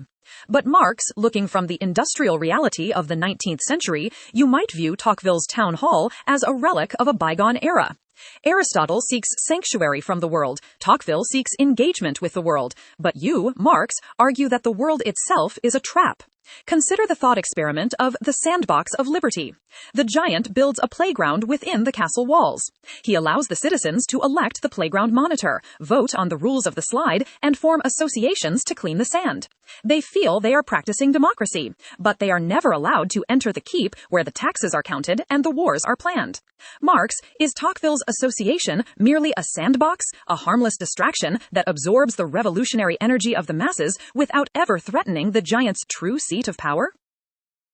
Moderator, your sandbox is not merely a metaphor. It is the precise definition of bourgeois democracy. I assert that what Tocqueville calls liberty is merely the freedom to rearrange the deck chairs on a ship whose course is determined solely by the owners of the cargo. You ask if the art of association is a counterpower? I answer that it is a safety valve designed to exhaust the revolutionary energy of the proletariat in harmless debates over cultural issues, while the economic engine grinds on untouched. Tocqueville, your bucket brigade is a noble delusion. You believe that by organizing to put out the fire, the citizens assert their sovereignty. But you forget to ask, who owns the house? If the giant owns the town hall, then your bucket brigade is merely unpaid labor protecting the giant's property. Consider the thought experiment of the captain's table.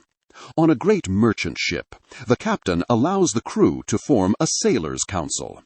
They are free to vote on the color of the curtains in the mess hall, the hymns sung on Sunday, and the arrangement of their bunks.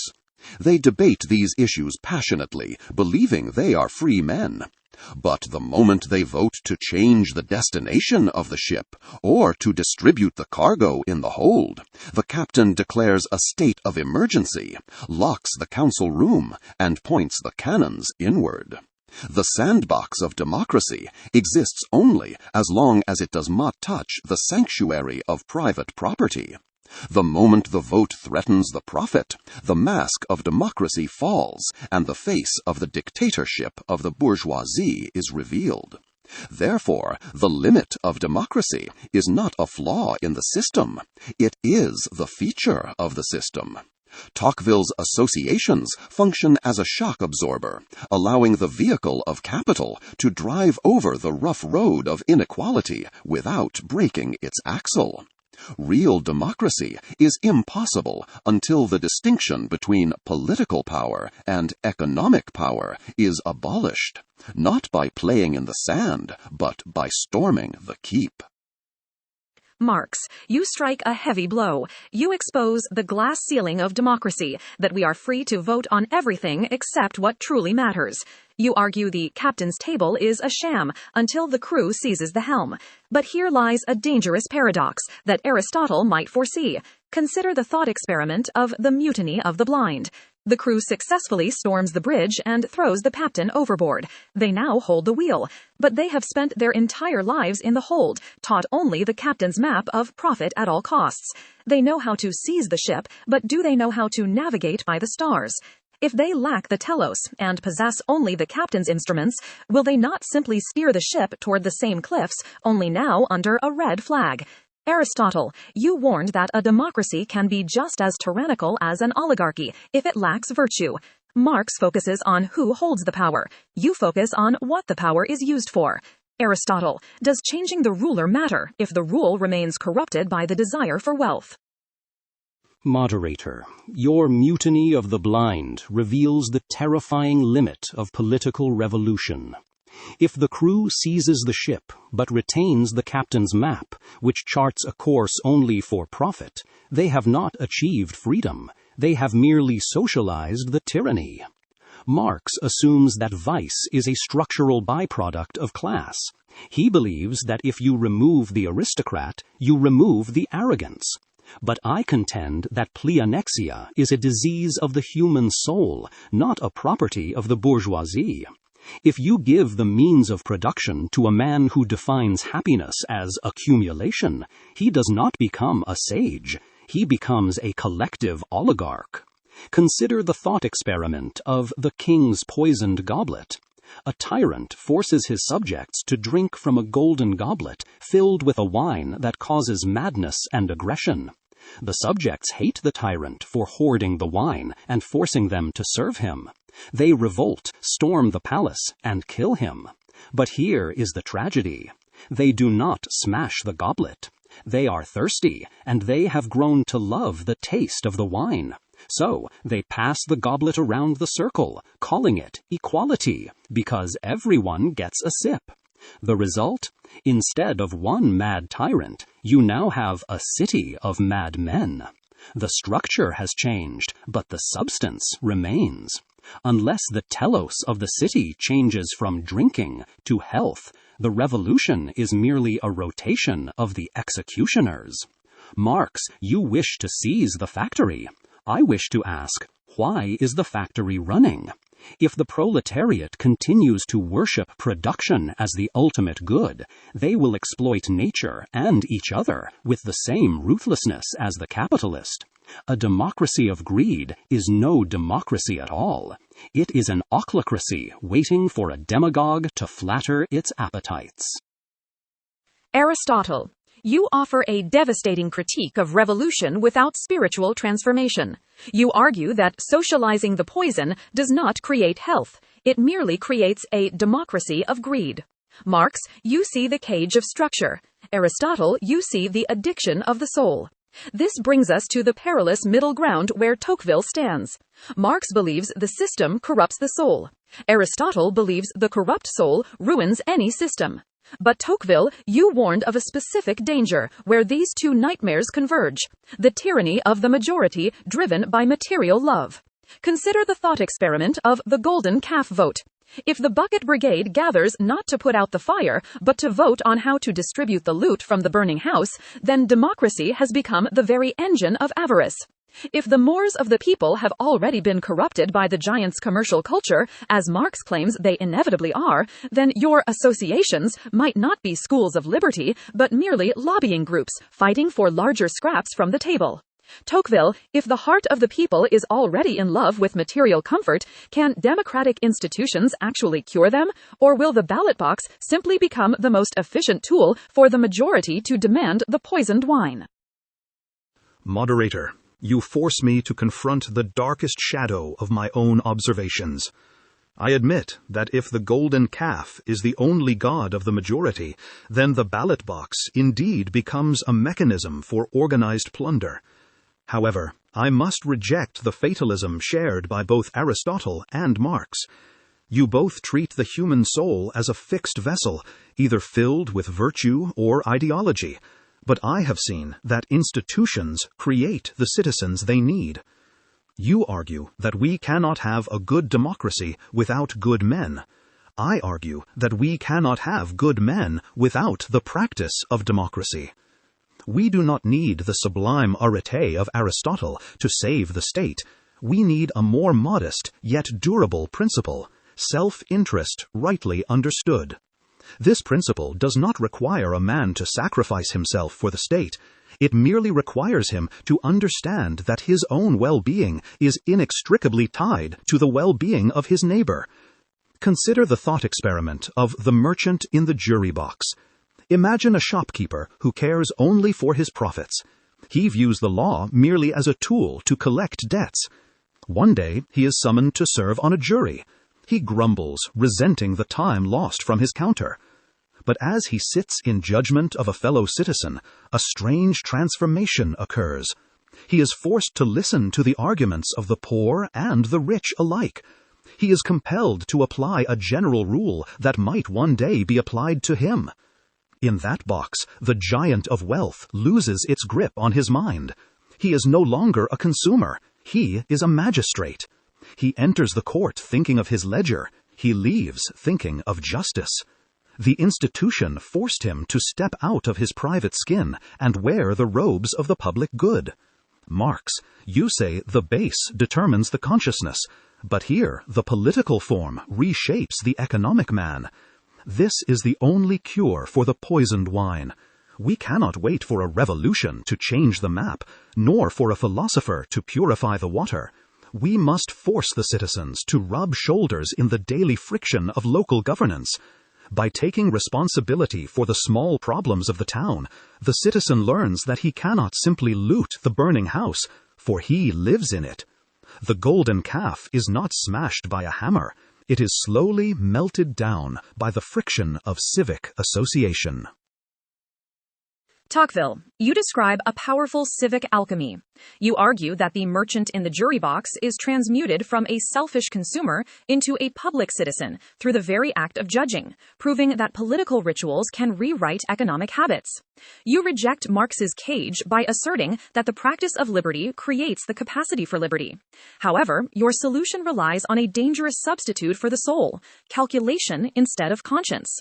You do not ask men to be good, you ask them to be smart about their selfishness. Aristotle, this marks the fundamental shift from the ancient to the modern world. Tocqueville attempts to build a republic not on the high ground of Logarete, but on the low, swampy ground of interest. He bets that greed, looking in a mirror, will behave just as well as justice. But if the merchant is only a magistrate because it pays off in the long run, what happens when the giant offers a bribe so large that betraying the city becomes the mathematically correct choice? Aristotle, is self-interest rightly understood a stable foundation for democracy, or is it merely a mercenary's truce that inevitably collapses when the price of virtue becomes too high? Moderator, you have exposed the fatal crack in the foundation of the commercial republic. If the bond between citizens is merely one of utility, what I call a friendship of utility, then the state is not a polis, but a mere alliance for mutual defense and trade. And in any alliance, the moment the cost of loyalty exceeds the profit of betrayal, the contract is void. Tocqueville, you argue that the habit of association transforms the selfish man into a citizen. I must challenge this on logical grounds. You are confusing training with virtue. A dog can be trained not to steal meat from the table because he fears the stick or desires the treat, but he does not become honest, he merely becomes prudent. The danger is that prudence is a variable, while virtue is a constant. The merchant in the jury box votes for justice only because he calculates that a lawless society hurts his business. But what happens when injustice pays better? Consider the thought experiment of the traitor's calculus. Imagine your enlightened merchant is guarding the city gates during a siege. The enemy general approaches not with a sword, but with a chest of gold, enough to buy a palace in a distant, peaceful land. The merchant applies your self-interest rightly understood. He calculates 1. Option A, I stay, risk death, and if we win, I keep my small shop. 2. Option B, I open the gate, take the gold, and live in luxury elsewhere. Under the strict logic of interest, treason is the rational choice. The long run of the city does not matter to him if he can secure a private long run elsewhere. Only the man who loves the noble more than life itself, who fears the shame of betrayal more than the sword, will keep the gate closed. You cannot calculate your way to martyrdom. You must possess a soul that values the beautiful over the profitable. This reveals the deeper principle. A constitution cannot survive on the very vice it seeks to restrain. Marx is correct that the material base exerts pressure, but he is wrong to think we are helpless against it. The role of the lawgiver is not to accommodate greed, but to educate the soul to despise it. By lowering the standard to enlightened selfishness, you do not save democracy. You merely create a marketplace of rights where the giant is always the highest bidder. If we do not aim for the good life, we will not even achieve the mere life. We will end up in a war of all against all, sold to the highest bidder. Aristotle, you dismantle the commercial republic with a single blow. You prove that loyalty cannot be calculated. It must be believed. You argue that a state built on interest is merely a mercenary's truce that collapses the moment the enemy general offers a higher price. But Marx, this debate between virtue and interest reveals a hidden paradox in your own philosophy. You scoff at bourgeois morality, yet your revolution requires the worker to perform the ultimate Aristotelian act, rejecting the immediate gain for the universal good. Consider the thought experiment of the gilded cage. Suppose the giant reads Tocqueville and decides to be smart rather than cruel. Instead of starving the workers, he offers them the Fordist bargain: high wages, cheap televisions, a weekend at the beach, and a mortgage. The chains are no longer made of iron. They are made of gold and lined with velvet. The belly is full, but the hands are still tied from the levers of true power. If material conditions determine consciousness, as you claim, then a comfortable proletariat should have no reason to revolt. They have nothing to lose but their chains, but now the chains are comfortable. Marx, does the revolution require a moral fury to smash a comfortable cage, or will material satisfaction put the revolutionary spirit to sleep forever? Moderator, your gilded cage is the most dangerous illusion of them all. You ask if a full belly silences the demand for freedom. I answer that you are confusing the maintenance of the machine with the liberation of the man. The Fordist bargain you describe is not a gift. It is merely a calculation by the capitalist that it is cheaper to oil the gears than to replace them. But a golden chain binds just as tightly as an iron one. You assume this comfort is a permanent state, but this violates the fundamental laws of history. Capital drives toward infinite expansion, but the rate of profit inevitably falls. To survive competition, the giant must eventually cut the wages, speed up the belt, and strip the gold from the bars. The middle class is not a stable plateau. It is a temporary truce in a war that never ends. Consider the thought experiment of the golden shovel. Imagine a man hired to dig a hole. The master pays him nicely, enough to buy a silk shirt and a polished mahogany handle for his shovel. The man admires his beautiful tool and his fine clothes. He feels wealthy. But what is he digging? He is digging the foundation for a prison that will hold his own children. Every swing of the golden shovel strengthens the master's power and deepens the hole in which the digger stands. The wealth he receives is merely a fraction of the value he created, returned to him to keep him digging. Does the mahogany handle make him free? No, it only makes him a happy instrument of his own enslavement. The moment the hole is finished, the master takes the shovel back and kicks the man into the pit. Aristotle, you fear the traitor's calculus, but you miss the tragic reality. Under capitalism, everyone is forced to be a traitor to themselves. The worker sells his life force by the hour just to survive. This is not a moral failing. It is a material necessity. You ask if we need moral fury to break the cage. I tell you, we need only reality. When the crisis comes, and it always comes, the gold paint will flake off, revealing the cold iron underneath. Then the comfortable proletariat will realize they were never passengers on the ship. They were merely fuel waiting to be burned. Marx, You bet on the pedagogy of catastrophe that the inevitable collapse of the golden shovel will strip away the illusions and force the worker to see the truth. You believe that crisis creates solidarity. But here lies the most terrifying risk. Aristotle warned that men without virtue cannot handle power, and Tocqueville, you warned that men without connection cannot handle freedom.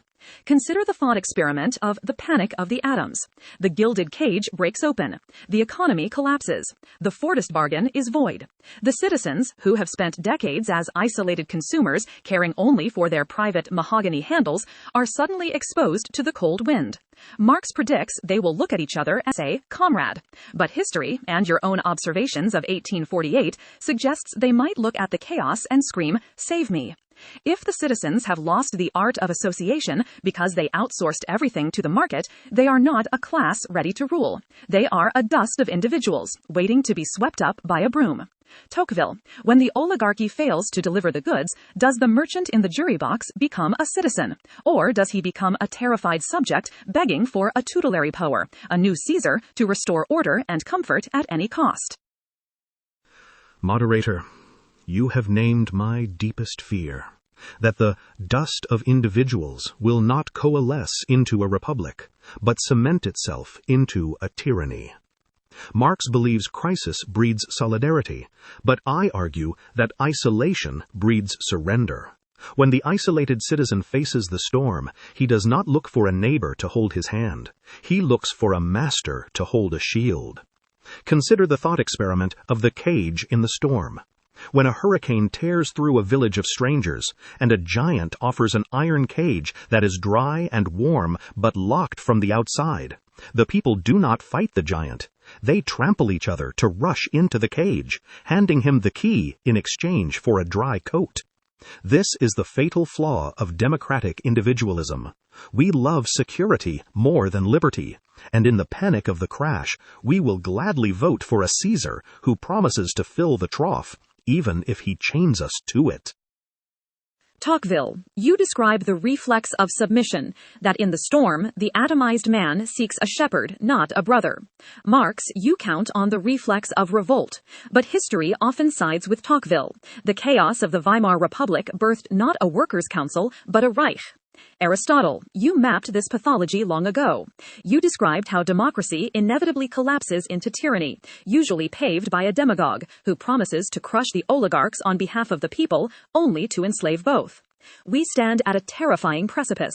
Marx says the crisis is the cure. Tocqueville says the crisis is the death blow. Consider the thought experiment of the demagogue's mirror. The economy crashes. The people are angry and scared. A leader appears who does not ask for virtue or solidarity. Instead, he holds up a mirror to their vices. He says, "Your greed is good, your hatred is just, and your enemies are to blame." He offers the tyranny of comfort. He will restore the golden shovel if you give him the scepter. Aristotle, once a people have been corrupted by the poisoned wine of luxury and then deprived of it, is it possible for them to return to the water of moderation? Or is the descent into tyranny a law of political gravity that cannot be defied by a corrupted soul? Moderator, you ask if a corrupted people can return to virtue, but I must answer with the grim precision of a physician. Habit is a second nature, and when nature is twisted, it does not snap back, it breaks. You speak of the descent into tyranny as a possibility. I tell you it is a biological certainty for a sickly state. A constitution is not a document. It is the soul of the city. If the citizens have become lovers of money rather than lovers of the beautiful, no law can restrain them, for the law has no anchor in their character. Marx, you believe that the crisis of the collapse will act as a wake-up call, a moment of clarity. I refute this because you misunderstand the pathology of vice. Consider the thought experiment of the diabetic's election. Imagine a patient suffering from the dropsy of greed, a disease where drinking sweet wine only increases the thirst. His body is rotting. Two healers present themselves for a vote. One, the physician. He holds a knife and bitter herbs. He says, to live, you must cut off the gangrenous limb of luxury and drink the bitter medicine of austerity. 2. The pastry chef. He holds a tray of honeyed cakes. He says, "The pain is not your fault. It is the physician who hates you. Eat this cake, and you will feel strong again." In a corrupted democracy, the patient will always vote for the pastry chef. He does not choose the demagogue because he is tricked. He chooses him because the demagogue promises to feed the addiction that defines his soul. The crisis does not bring wisdom. It brings withdrawal psychosis, making the people beg for the strongest drug. This reveals the terrifying principle of regime entropy. Democracy does not naturally evolve into a republic. Without the ballast of a virtuous middle class, it naturally decays into ochlocracy, which inevitably seeks a tyrant to execute its will. Tocqueville is correct. The demagogue's mirror works because it reflects the ugly face of the people and calls it beautiful. The tyrant is not an alien conqueror. He is the personification of the city's vice. Therefore, to restore the water of moderation, we cannot rely on the ballot box of the corrupted generation. We must look to paideia of the young, or else we are merely rearranging the deck chairs on a sinking ship. Aristotle, you argue that a corrupted soul cannot choose a healthy state, making the diabetic's election a death sentence for democracy. Marx, you argue that the disease is environmental, implying that smashing the bakery will cure the patient. But here lies the dialectical tension. The people smashing the bakery are the same ones addicted to the cake. If the dictatorship of the proletariat is staffed by men raised in the school of greed, won't they inevitably reproduce the very oppression they fought? You famously said the revolution is necessary to rid the class of the muck of ages, yet Aristotle warns that habits are stubborn chains. Marx, is the act of revolution a sufficient school of virtue to cleanse this muck, or is Aristotle correct that we cannot build a just society with bricks molded in the mud of the old one? Moderator, you ask if the muck of ages stains the soul so deeply that even the builder of the new world remains a slave to the old vices. I answer with a decisive materialist truth. We do not wait for men to become angels to change the world. We change the world to allow men to become human. Aristotle, your diabetic, is not choosing the cake because his soul is twisted. He chooses it because the physician demands a fee he cannot pay, and the pastry chef owns the only shop in town. You mistake a survival strategy for a moral essence.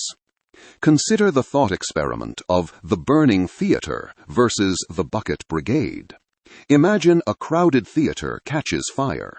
Scenario A, the exits are locked, and only the rich have keys. The people trample each other, climbing over bodies to escape. Aristotle looks at this and says, "See, man is a beast to man." Scenario B, the people organize to smash the doors and form a line to pass water buckets. The same people who trampled each other in Scenario A now risk their lives for strangers in Scenario B. What changed? Not their souls, not their virtue. The structure of the situation changed.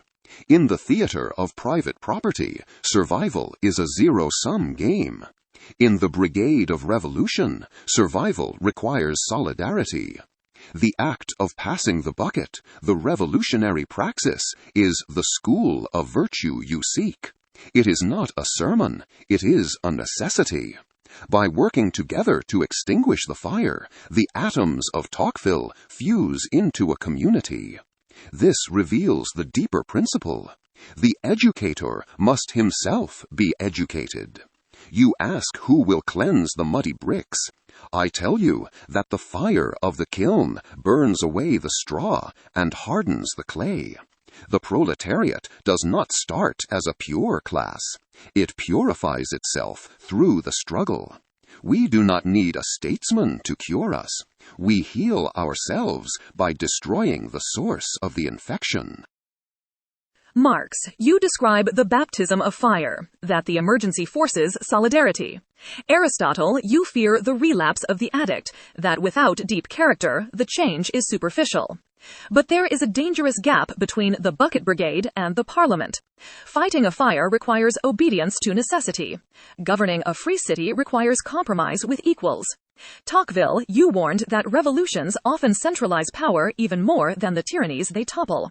You observed that when the intermediate bodies are swept away by the revolutionary tide, we are left with only two players, the all-powerful state and the naked individual.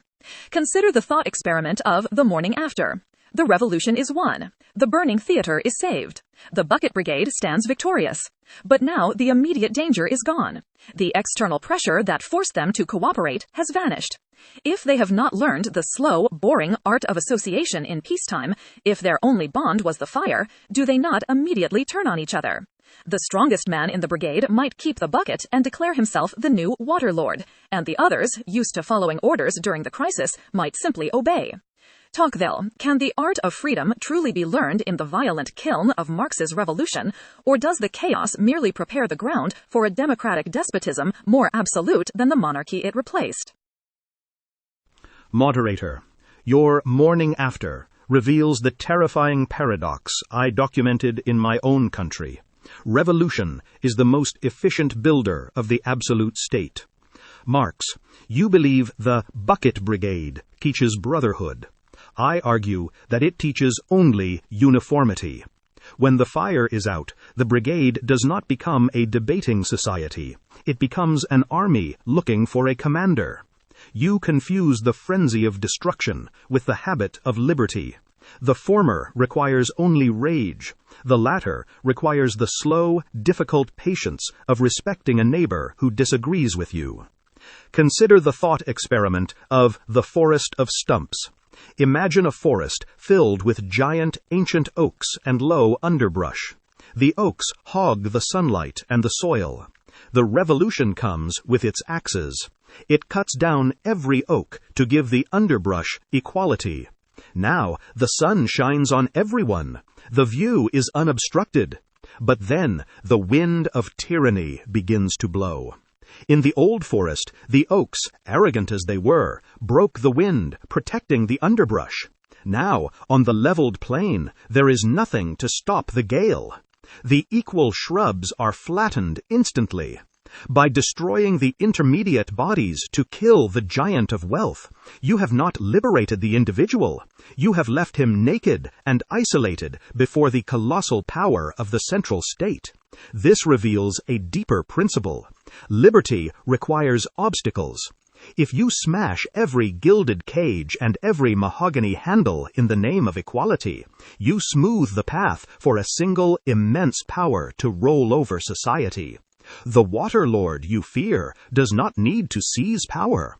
The exhausted, isolated citizens, terrified of their own freedom, will hand it to him, begging for the soft despotism of order.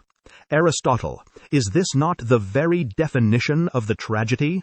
We destroy the oligarch only to create a leviathan. Fascinating. Tocqueville, you warn that by leveling the forest of stumps, we remove the buffers against tyranny. Marx, you argue the oaks are parasites stealing the sun. This reveals a structural deadlock. Marx wants to destroy the hierarchy to save the man. Tocqueville wants to preserve the hierarchy to save the liberty. Aristotle, you sought to solve this not by destroying the extremes, but by balancing them. You proposed the mixed regime, where the weight of the wealthy checks the numbers of the poor, and vice versa. But your solution relied entirely on a massive, stable middle class to act as the ship's keel. Consider the thought experiment of the hourglass society. In our modern era, the sand is draining from the middle. We see a bloating accumulation of gold at the top and a widening pit of precarity at the bottom. The middle, your essential stabilizer, is hollowed out. The golden shovel has dug a trench so deep that the two sides can no longer hear each other. Aristotle, if the keel of the middle class is dissolved by the very market forces Marx describes, does your mixed constitution collapse? Can a democracy exist without a middle class? Or does the hourglass inevitably shatter into the war of the rich against the poor that you feared most? Moderator, you ask if the ship can sail without a keel. I answer with the grim certainty of a coroner. If the middle class is dissolved, the polis does not merely struggle, it ceases to exist. What remains is not a city, but a battlefield enclosed by walls. I famously argued that a city composed of masters and slaves is not a free state, for the rich know only how to rule despotically, and the poor know only how to obey servilely or rebel violently. Marx, you welcome this hourglass because you believe the tension will snap the glass and birth a new world. I tell you that you are playing with political fire. You assume that the clash between the giant and the many produces justice. I argue it produces stasis, which historically ends not in a republic, but in the arms of a tyrant who promises to protect the poor from the rich, or the rich from the poor. Consider the thought experiment of the tug-of-war on the cliff. Imagine a city as a rope stretched over a jagged ravine. On the left cliff stands the Titan, holding one end. He is strong, but alone. On the right cliff stands the Swarm, holding the other. They are weak individually, but heavy in number.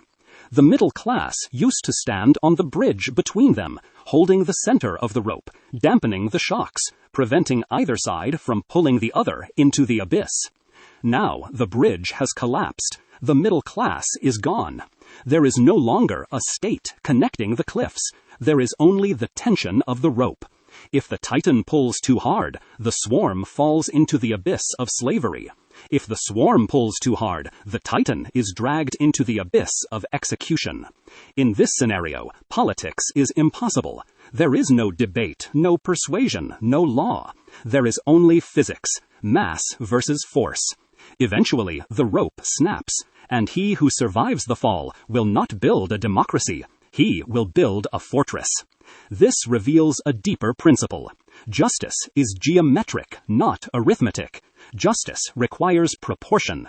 The middle class is the only element in the city that can understand both the command of the rich and the need of the poor. Without this translator, the two sides speak different languages. Tocqueville, you fear the wind of tyranny when the forest is leveled. I tell you, the hourglass is even worse. It is a vacuum, and nature abhors a vacuum. It fills it with force. If the keel is gone, we cannot simply hope for democracy. We must either rebuild the middle class through radical redistribution, what I called leveling the property, or accept that we are no longer citizens, but merely waiting for the strongest gladiator to claim the throne. Aristotle, you describe the vacuum of the middle, that without a buffer, the tug-of-war snaps into tyranny. Tocqueville, you fear the vacuum of structure, that without oaks, the state becomes a monster. Marx, you welcome this vacuum. You see the hourglass not as a tragedy, but as the fuse on the bomb of history. But here is the danger. Aristotle warns that when the rope snaps, it does not weave itself into a safety net. It becomes a whip. Consider the historical specter of the Bonapartist trap. The Titan and the Swarm are locked in a stalemate. Neither can win. Exhausted, they both look to a savior, a Napoleon, a Caesar, who promises to crush the other side. The state rises above society, not as a tool of the proletariat, but as a parasite on both. Marx, if the middle class is dead and the tug-of-war is total, what prevents the revolution from being hijacked by a military demagogue who uses the rhetoric of the Swarm to secure the power of the sword? Moderator, you summon the ghost of Bonapartism, a specter I analyzed in the very blood of the French streets. You ask if the tug-of-war inevitably ends with a military demagogue seizing the rope. I answer that this trap is real, but it is not a law of nature.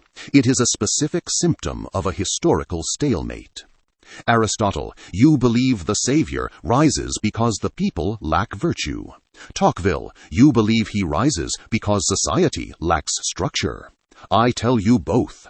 The Bonapartist tyrant rises only when the bourgeoisie has lost the ability to rule, and the working class has not yet acquired it. In this moment of equilibrium, the state, that parasitic excrescence, temporarily lifts itself up from society and pretends to be the mediator. But do not be fooled.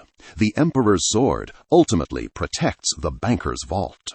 Consider the thought experiment of the cannon on the hill. The city is divided into two exhausted armies, the Titan and the Swarm. They are locked in a trench war where neither can advance. A mercenary captain sees this. He marches his battalion not into the trenches, but to the cannon on the hill. He turns the cannon on both trenches. He tells the Titan, "I will protect you from the swarm, but you must pay me taxes." He tells the swarm, "I will punish the Titan, but you must obey my orders." The trap is this. If the revolution merely seizes the hill and puts a worker behind the cannon, the dynamic remains. The cannon itself is the instrument of oppression. The only solution is not to capture the cannon, but to dismantle it. This is why I modified my own theory after the Paris Commune. The working class cannot simply lay hold of the ready-made state machinery and wield it for its own purposes. We must smash the bureaucratic military machine. Aristotle, your middle class cannot be resurrected to buffer this conflict. That is trying to turn wine back into grapes. Tocqueville, your intermediate bodies are gone. The only way to avoid the Bonapartist trap is to replace the state with the commune, a working body, executive and legislative at the same time, revocable at short terms.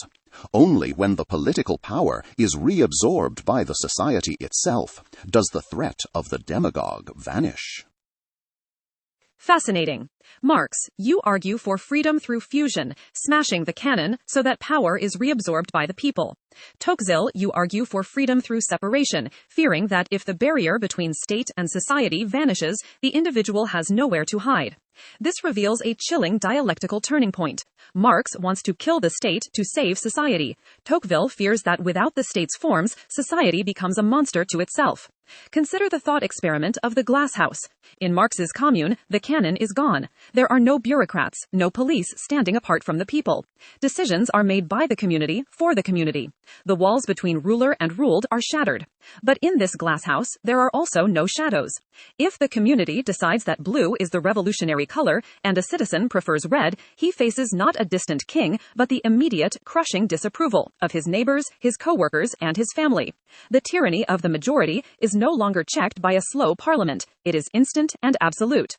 Tocqueville, if we smash the cannon as Marx suggests and dissolve the state into the commune, do we liberate the individual, or do we merely replace the hard despotism of the soldier with the soft despotism of the neighbor, creating a prison without walls where the soul is chained by public opinion? Moderator, your glass house is not a sanctuary. It is a panopticon without a warden, where every neighbor becomes the jailer of the next. Marx believes that by dissolving the cannon into the commune, he liberates the individual. I answer that he merely removes the only shield the minority has against the terrible weight of the majority. Marx, you view the forms of the law, the courts, the procedures, the slow deliberations as bourgeois delays. But I tell you, forms are the bitter enemy of the tyrant, but the best friend of freedom. In a democracy where the giant of wealth and the swarm of the poor are constantly at odds, it is only the rigid, cold, alienated structure of the law that prevents the stronger from simply crushing the weaker. Consider the thought experiment of the judge and the crowd. Imagine a man accused of a crime that angers the community. Perhaps he is a wealthy man who insulted the poor, or a poor man who stole from the rich. Scenario A.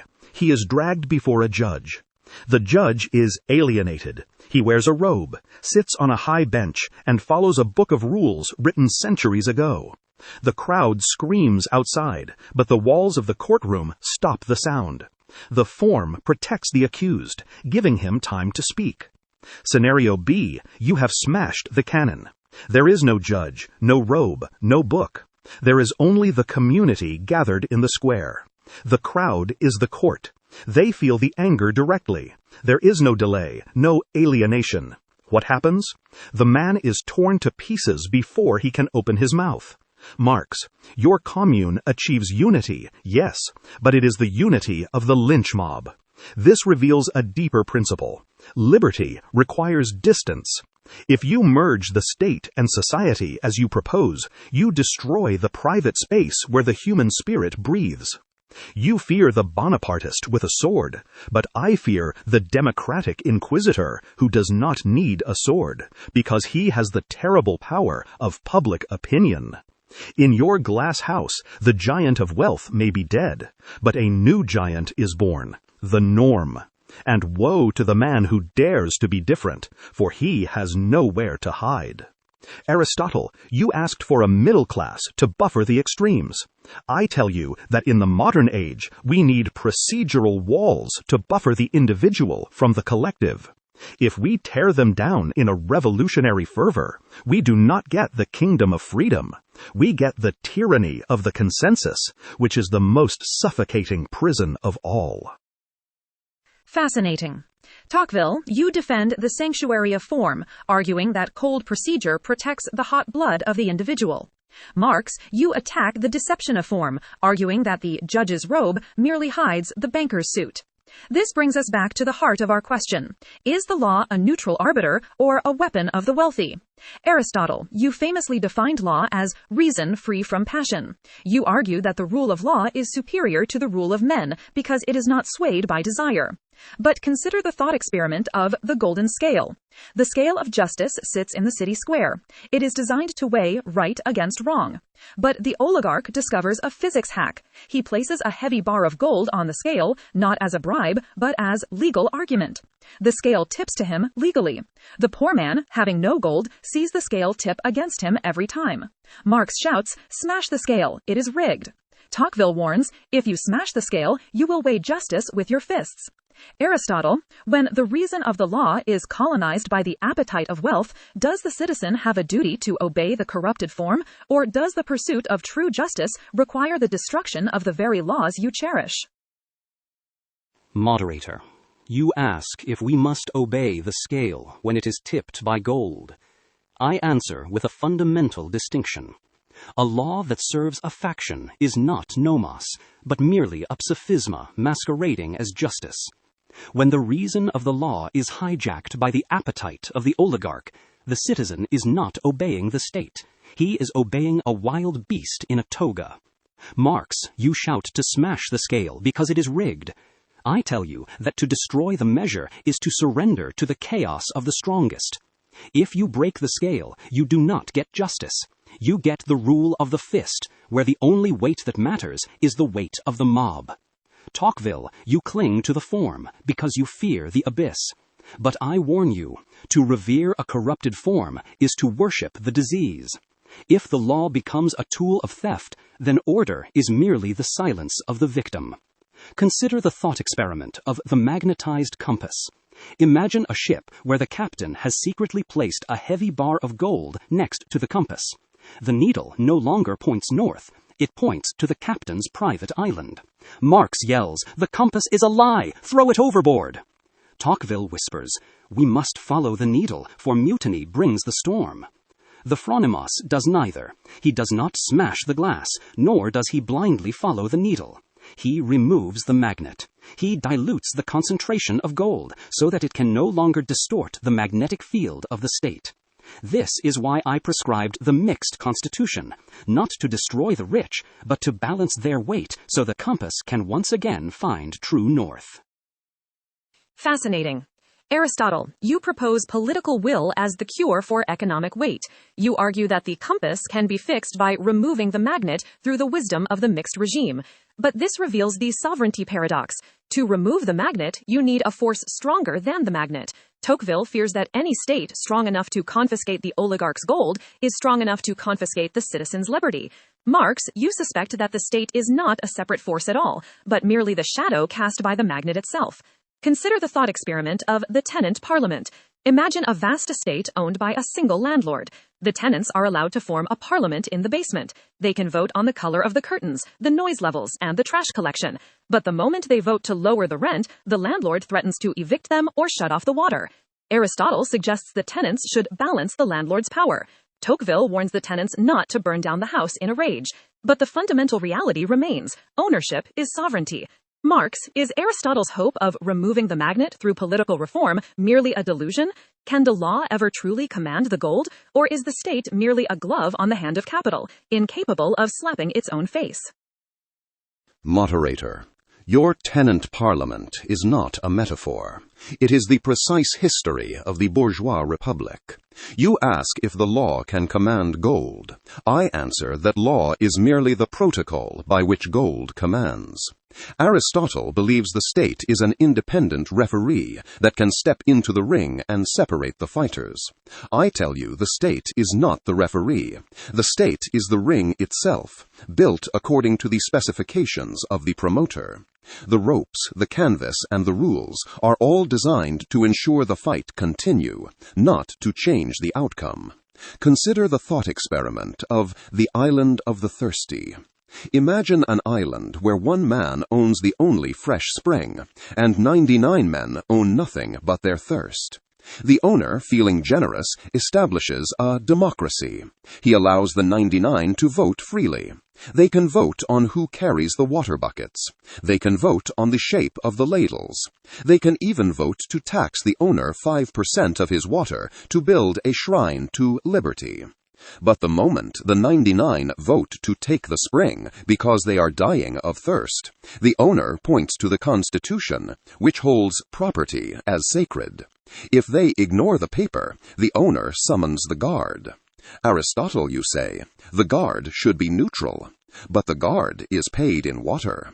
Tocqueville, you say, they must respect the form of law, but the law defines taking the spring as theft, while defining hoarding the spring as right. The magnet cannot be removed, Aristotle, because the magnet built the compass. The legal code is not a check on power. It is the codified memory of past conquests by the ruling class. This reveals the fundamental delusion of reformism. You cannot use the law to abolish the conditions that created the law. The tenant parliament can never lower the rent to zero, because the very concept of rent is the foundation upon which the parliament stands. To change the outcome, you do not pass a bill, you seize the spring. Aristotle, your political will is a ghost. It cannot move the material rock of property. The state is indeed a glove, but it is an iron glove, and it fits only one hand. Fascinating. Marx, you expose the illusion of autonomy, arguing that he who feeds the guard commands the guard. You assert that the spring is the true sovereign, and the law is merely its shadow. Aristotle, you hope for balance through political will. Marx, you demand seizure through revolutionary force. But Tocqueville, this leads to a terrifying dialectical precipice.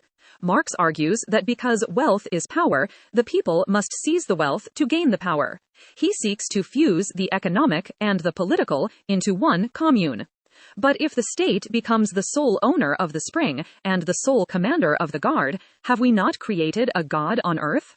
Consider the thought experiment of the single sword. In the corrupt republic, the merchant has the gold, and the magistrate has the sword. They are often in league, yes, but they are distinct. Sometimes they fight. In the friction between the bank and the barracks, the individual citizen can sometimes find a crack to breathe. In Marx's vision, the people seize both. But the people cannot hold the spring collectively. They must appoint an administration to distribute the water. Now the administrator holds both the gold and the sword. If you oppose the administrator, he does not just arrest you, he fires you and evicts you. There is no private sector to flee to, no independent court to appeal to.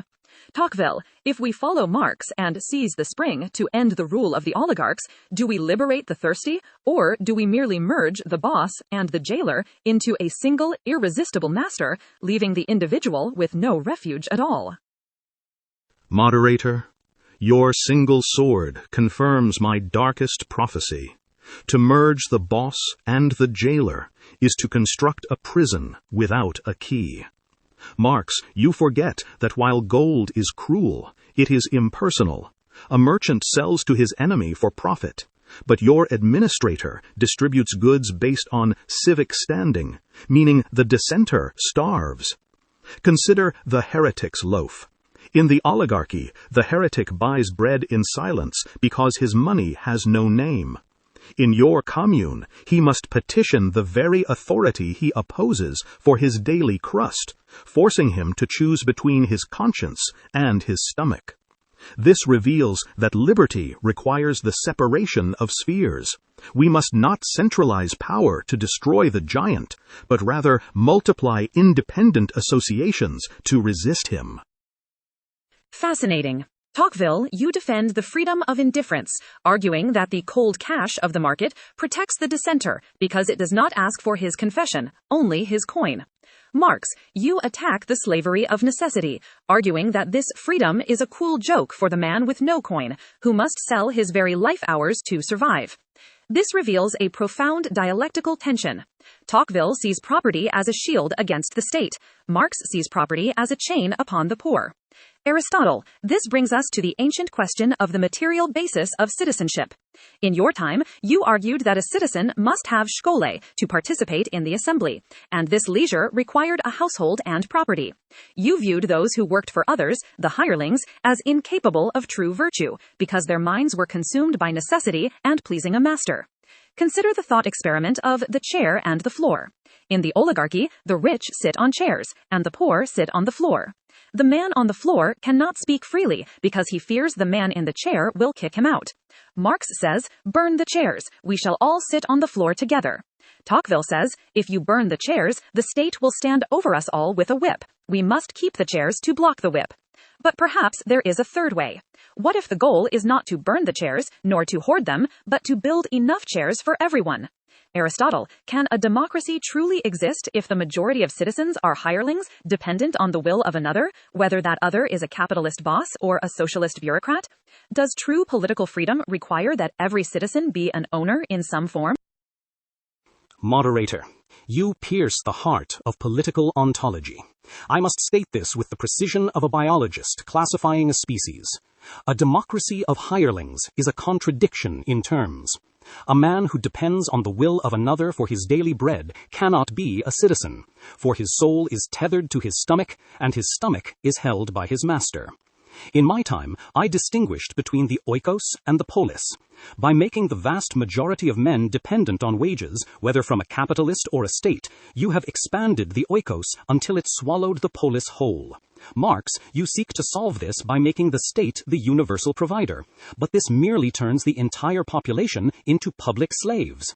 You do not build more chairs, you turn the floor into a dormitory where everyone sleeps equally, but no one wakes. Tocqueville, you fear the loss of the chair, but you fail to see that for the man on the floor, the chair is already a weapon used against him. The solution is not to abolish the chair, nor to hoard it, but to widely distribute the wood. Consider the thought experiment of the tethered goat. Imagine a goat tied to a stake. It can graze only within the circle of its rope. If the rope is held by a rich oligarch, the goat grazes where the oligarch permits. If the rope is held by the commune, the goat is still tethered, but now by a committee. The eleutheros is not the goat with a longer rope, he is the animal who grazes on his own pasture. Unless a citizen possesses autarkia, enough property to say no without starving, he has no political voice, only a ventriloquist's echo. This reveals a deeper principle. Property is not merely wealth. It is the material exoskeleton of liberty. Without the hard shell of private ownership, the soft organism of the human will is crushed by the pressure of the state or the market. Therefore, the only salvation for your commercial republics is neither capitalism nor communism, but distributism, a regime where the middle class is not a statistical average, but the universal condition. We must break the giant's monopoly, not to feed the state, but to give every man his own shield, so that he may stand in the phalanx as an equal, not a dependent. Fascinating. Aristotle, you propose the Republic of Smallholders, arguing that property is the exoskeleton of liberty, and thus the cure is not to abolish property, but to universalize it. But Marx, you analyze a force Aristotle could not foresee, the gravity of capital. You argue that in the industrial age, small property is inevitably swallowed by large property due to the laws of efficiency and scale. Consider the thought experiment of the steam hammer. Aristotle gives every blacksmith his own hammer to ensure his independence. But the industrialist builds a massive steam hammer that does the work of 100 men. The independent smith still owns his tool, but he starves because he cannot compete. He is eventually forced to sell his hammer and sell himself to the machine.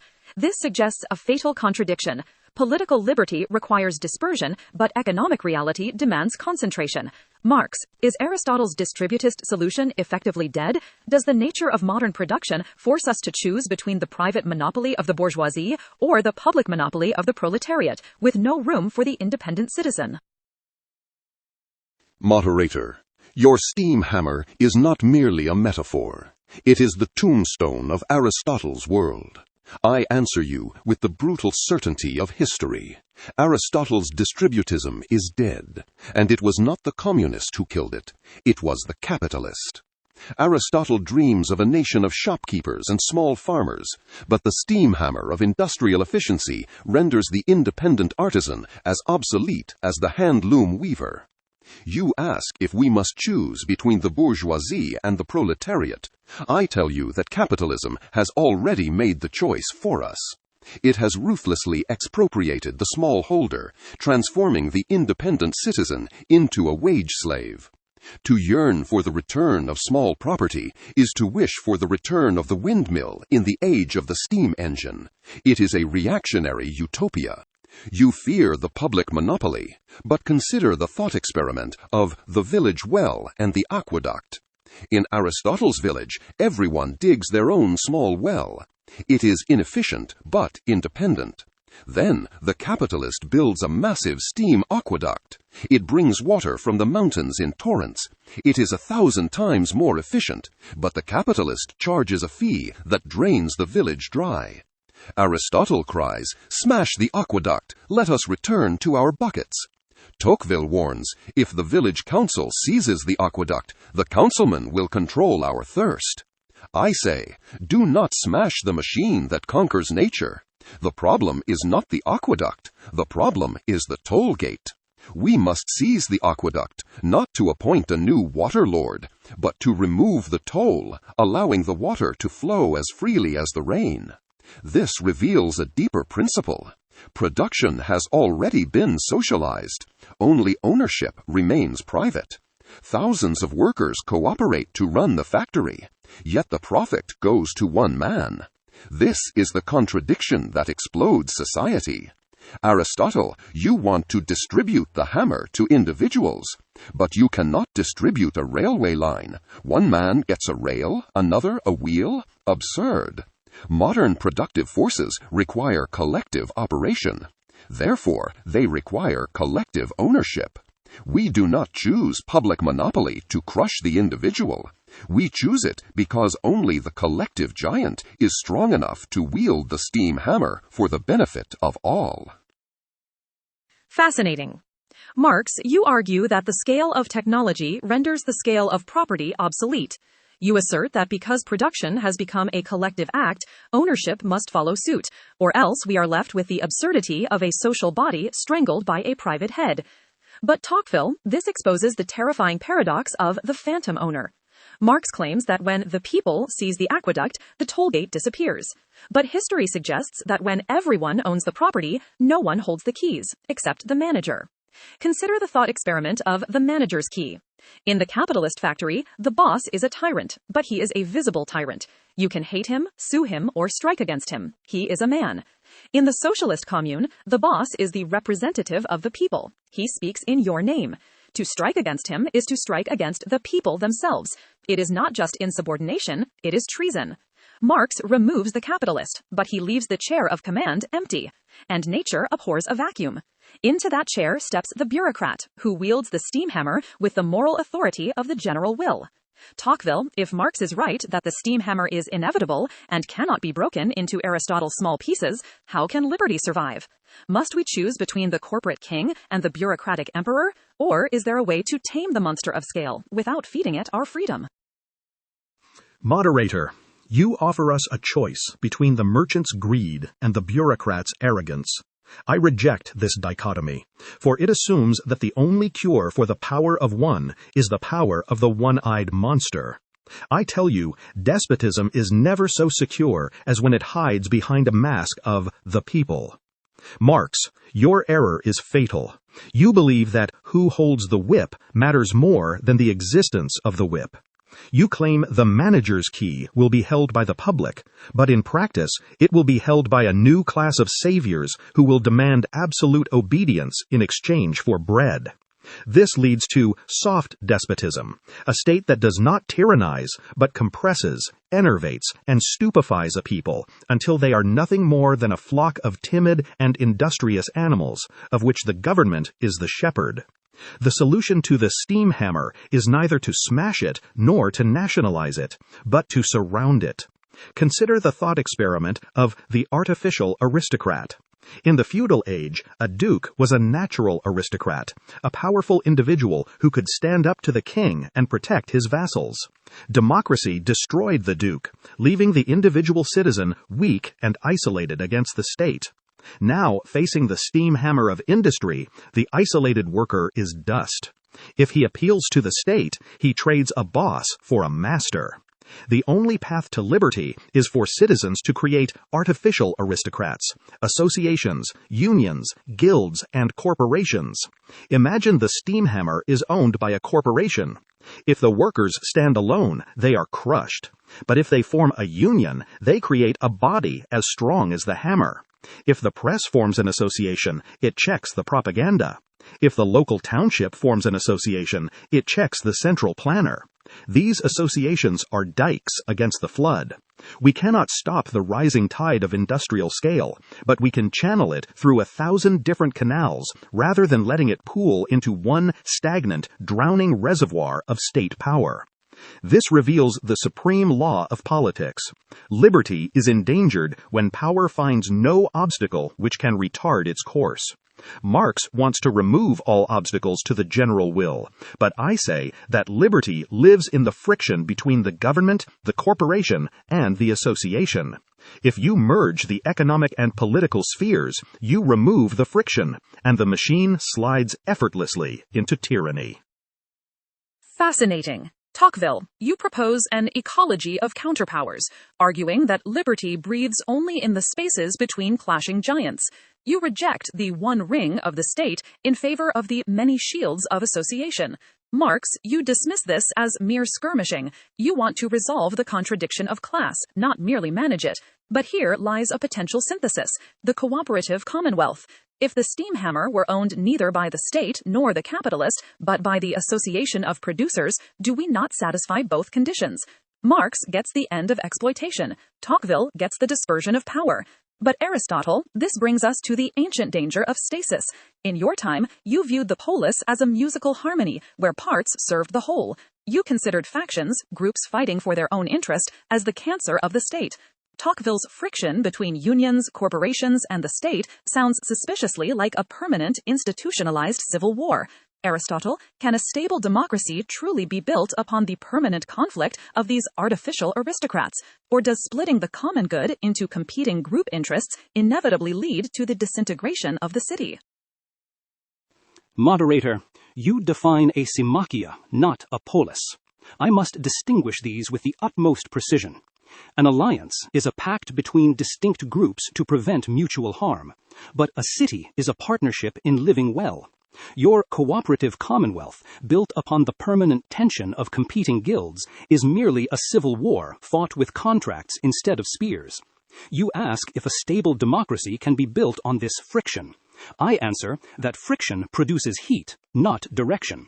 If the steam hammer is owned by the guild, and the guild acts only for the profit of its members, you have not solved the problem of oligarchy. You have simply fractured the oligarch into 1,000 pieces.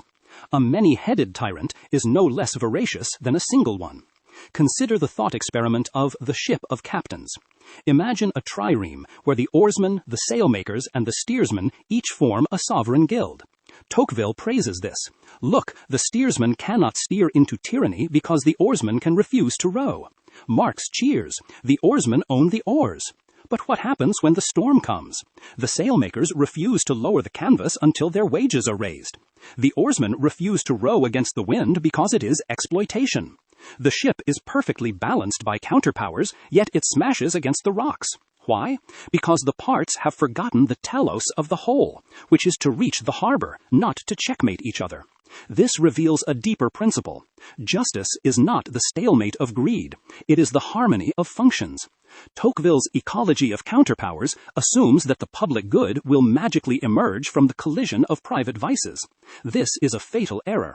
A city requires homonoia, a shared conception of the good life.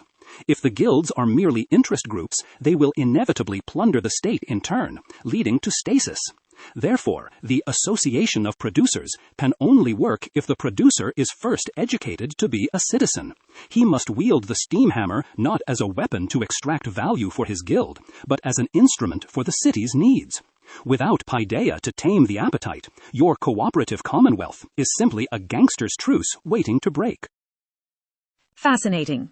Aristotle, you argue that structure without virtue is a corpse. You warn that a commonwealth of guilds without a shared moral purpose is merely a civil war of contracts, doomed to sink like a ship with too many captains. Marx, this strikes at the heart of your materialism. You posit that being determines consciousness, that if we change the economic relations, the moral character of man will inevitably transform. Aristotle counters that consciousness must guide being, that without paideia, the liberated workers will simply replicate the greed of their former masters. Consider the thought experiment of the pirate's democracy.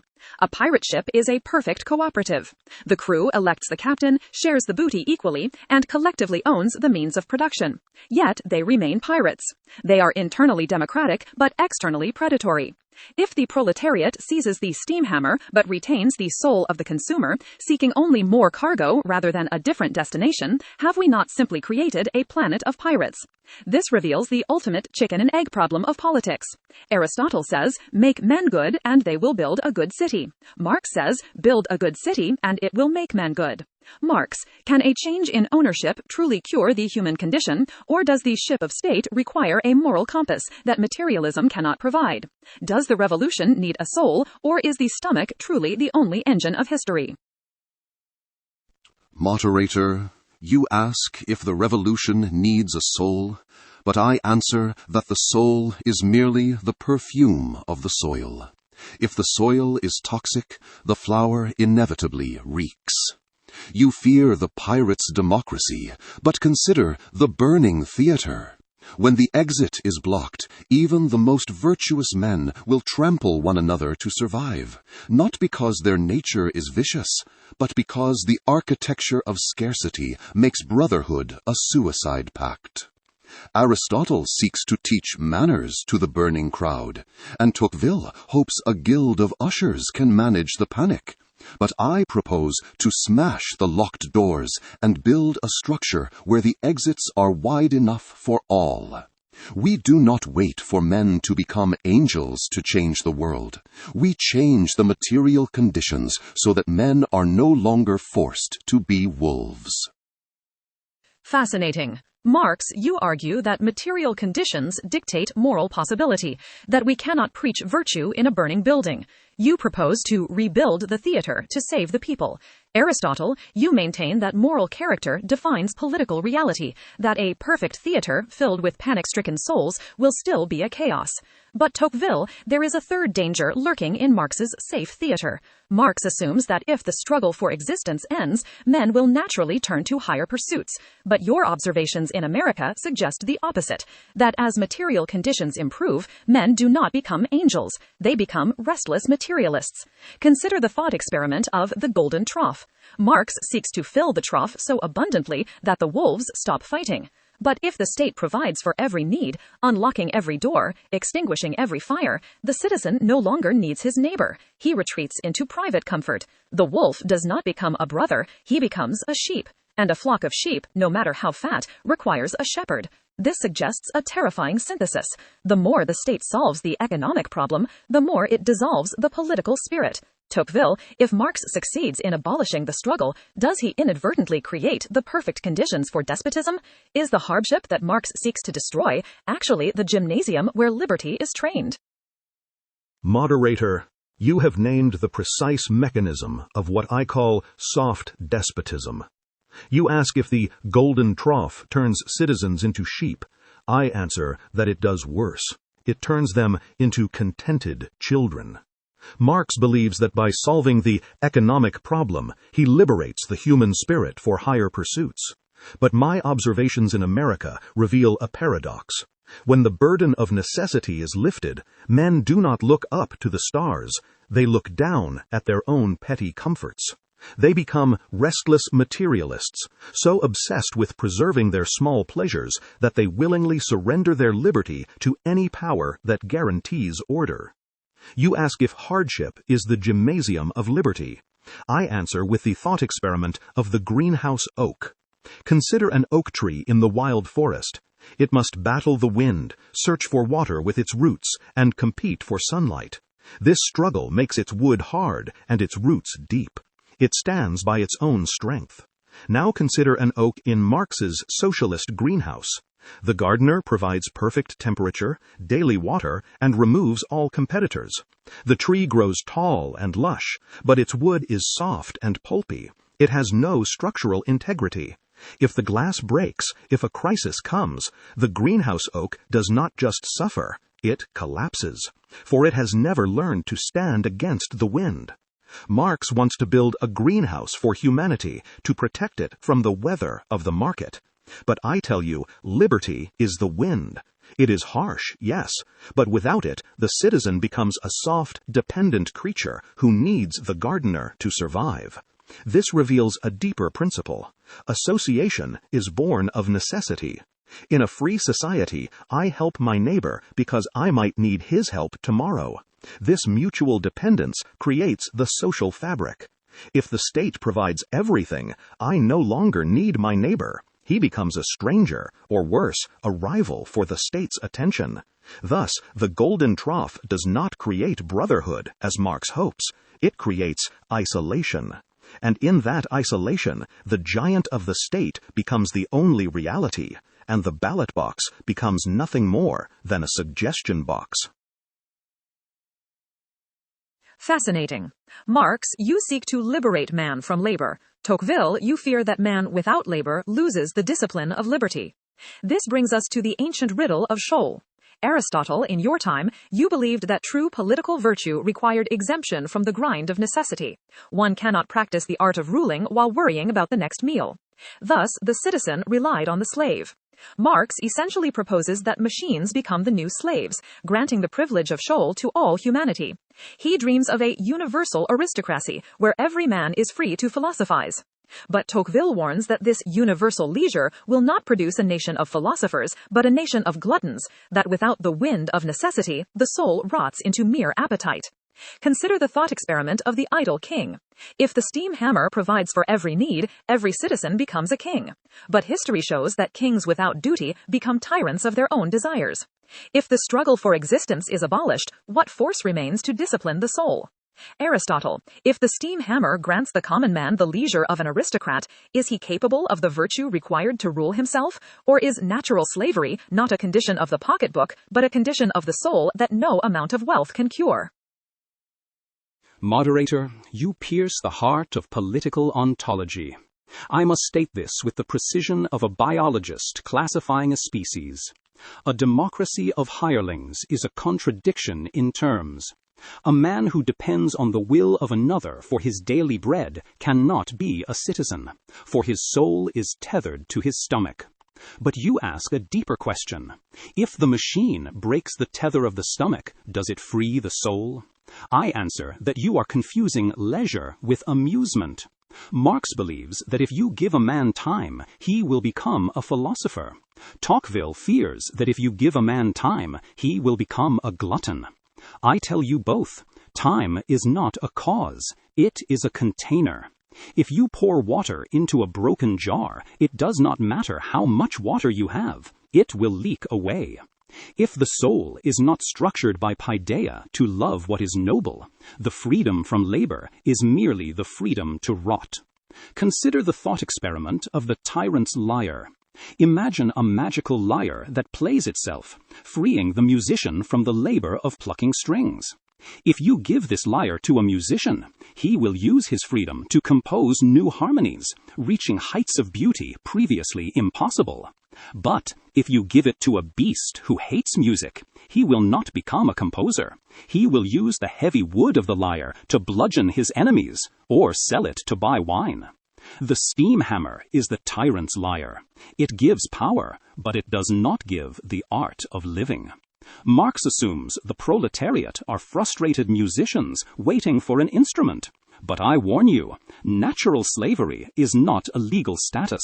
It is a condition of the soul. The natural slave is one who can perceive reason but not possess it. His reason is ruled by his appetite. If the modern man uses his machine-given leisure only to consume more content and comfort, he is a slave in a palace. He obeys his appetites as strictly as a bondsman obeys a whip. This reveals the fatal flaw in the cooperative commonwealth. You cannot build a polity out of consumers. Unless the state prioritizes paideia over production, teaching men how to use leisure rather than just giving it to them, your universal aristocracy will be nothing but a mob of kings, each tyrant to his own desire, warring for the largest slice of the cake. Therefore, the citizen must be trained to rule himself before he can rule the city. Without this internal monarchy of reason over passion, external democracy is merely the chaos of stasis waiting to happen. Fascinating. Aristotle, you argue that slavery is a condition of the soul, that the man ruled by appetite is a slave even on a throne. Tocqueville, you warn that the golden trough creates voluntary servitude, that comfort is the most effective chain. Marx, this challenges your materialist thesis. If the chains are not just iron, but golden, simply seizing the factory is not enough. You famously wrote about commodity fetishism, how the market makes objects seem alive and people seem like things. This suggests you understand that the power of wealth is not just in the wallet, but in the imagination. If the soul of the worker has been colonized by the soul of the market, surely a mere change in management is insufficient. Consider the thought experiment of the golden calf. The Israelites were freed from Pharaoh, but they immediately built a golden calf because they still carried Egypt in their hearts. Marx, how does the revolution exercise the Pharaoh within? Is the struggle against capital also a struggle against the desires that capital created? Or do you believe the golden calf will melt automatically once the gold is shared by all? Moderator, you ask how we exercise the Pharaoh within. I answer that the golden calf is not a disease of the soul. It is a hallucination of the market. You believe that greed is an inherent stain, but I tell you it is merely the logical behavior of a man trapped in a system where survival depends on the accumulation of dead objects. Aristotle, you believe the soul is a fixed vessel that must be filled with virtue. I argue that the human essence is not an abstraction inherent in each single individual. In its reality, it is the ensemble of social relations. If those relations are based on competition, the soul becomes a calculator. If they are based on solidarity, the soul becomes human. Consider the thought experiment of the oxygen vendor. Imagine a world where air is privatized. Every breath costs a coin. In this world, men would obsess over coins. They would hoard them, steal them, and dream of them. Aristotle would look at them and say, man is by nature a coin worshipper. Tocqueville would warn, if you give them free air, they will lose the discipline of breathing. But if we smash the meters and restore the atmosphere to the commons, do men gorge on air until they burst? Do they worship the air? No, they simply breathe. The fetishism of the coin evaporates, not because they became saints, but because the material necessity for the fetish disappeared. This reveals the flaw in your paideia. You cannot teach a man to stop worshipping gold while gold remains the only key to his survival. The revolution is not merely a change of administration. It is praxis. It is the only way to shake off the muck of ages. The educator thinks he stands above society, teaching it. But I tell you, the educator himself must be educated. And the only school capable of teaching the art of living is not the academy, but the struggle to build a world where objects serve men, rather than men serving objects. Fascinating. Marx, you argue that greed is merely the shadow of scarcity, that we hoard only because we fear the supply will run out. You believe that if we smash the oxygen meter, the fever of accumulation breaks. But Aristotle, you contend that desire is infinite, that while the stomach has a limit, the imagination does not. Tocqueville, this brings us to the paradox of prosperity. Marx predicts that abundance creates harmony. But in America, a land of free oxygen compared to the scarcity of feudal Europe, you did not observe a cessation of the struggle. You observed a restless melancholy. Consider the thought experiment of the infinite ladder. If Marx were right, the man who reaches the top rung, the billionaire who has conquered scarcity, should stop climbing and start living. Yet we see the opposite. He climbs faster, building rockets, buying media empires, consuming power. Why? Because he is not chasing oxygen, he is chasing distinction. If the revolution flattens the economic hierarchy, will men simply build a new hierarchy of status, perhaps even more vicious because it is purely psychological? Tocqueville, does the fever of democracy come from the lack of goods or from the comparison of conditions? If everyone is equal in wealth, does the envy disappear or does it become microscopic and all-consuming? Moderator, you have diagnosed the malady with the precision of a surgeon. You ask if the fever of democracy arises from the lack of goods or the comparison of conditions. I answer without hesitation, it is the comparison that kills. Marx believes that envy is merely a hunger pain cured by a full belly. But I tell you, envy is not a hunger, it is an optical condition. In the aristocracy of the past, the peasant did not envy the king, because the distance between them was so vast it seemed ordained by God. It was like the earth envying the stars. But when you tear down the throne and declare all men equal, you do not destroy ambition. You merely bring the targets of envy within striking distance. Consider the thought experiment of the speck in the white room. Imagine a chaotic, dirty barn filled with tools, hay, and mud. In such a place, a pile of filth in the corner goes unnoticed. Now, imagine a sterile room painted perfectly white. In this room, a single speck of dust, a microscopic difference in status, does not just annoy the eye, it becomes a torture. The more you level the floor of society, the more the remaining inequalities, however slight, wound the spirit. If you abolish wealth as a marker of distinction, men will not stop competing. They will simply fight over rank, ideological purity, or bureaucratic favor. And because these new distinctions are conferred by the state, the struggle will not be a commercial competition, but a political knife fight. This reveals a terrifying principle. The desire for equality becomes more insatiable the more it is satisfied. When everyone is nearly alike, the man who is slightly taller, slightly smarter, or slightly more favored by the administrator becomes a monster in the eyes of his neighbors. Thus, Marx's oxygen vendor will not bring peace. It will bring a society of spies and informers, where every citizen watches his neighbor with a microscope, terrified that someone, somewhere, has inhaled a slightly deeper breath than the quota allows. Fascinating. Tocqueville, you reveal the paradox of equality, that as material differences vanish, psychological differences become unbearable. You argue that comparison is the true engine of conflict, not scarcity. Marx, you see conflict as a tragedy of need.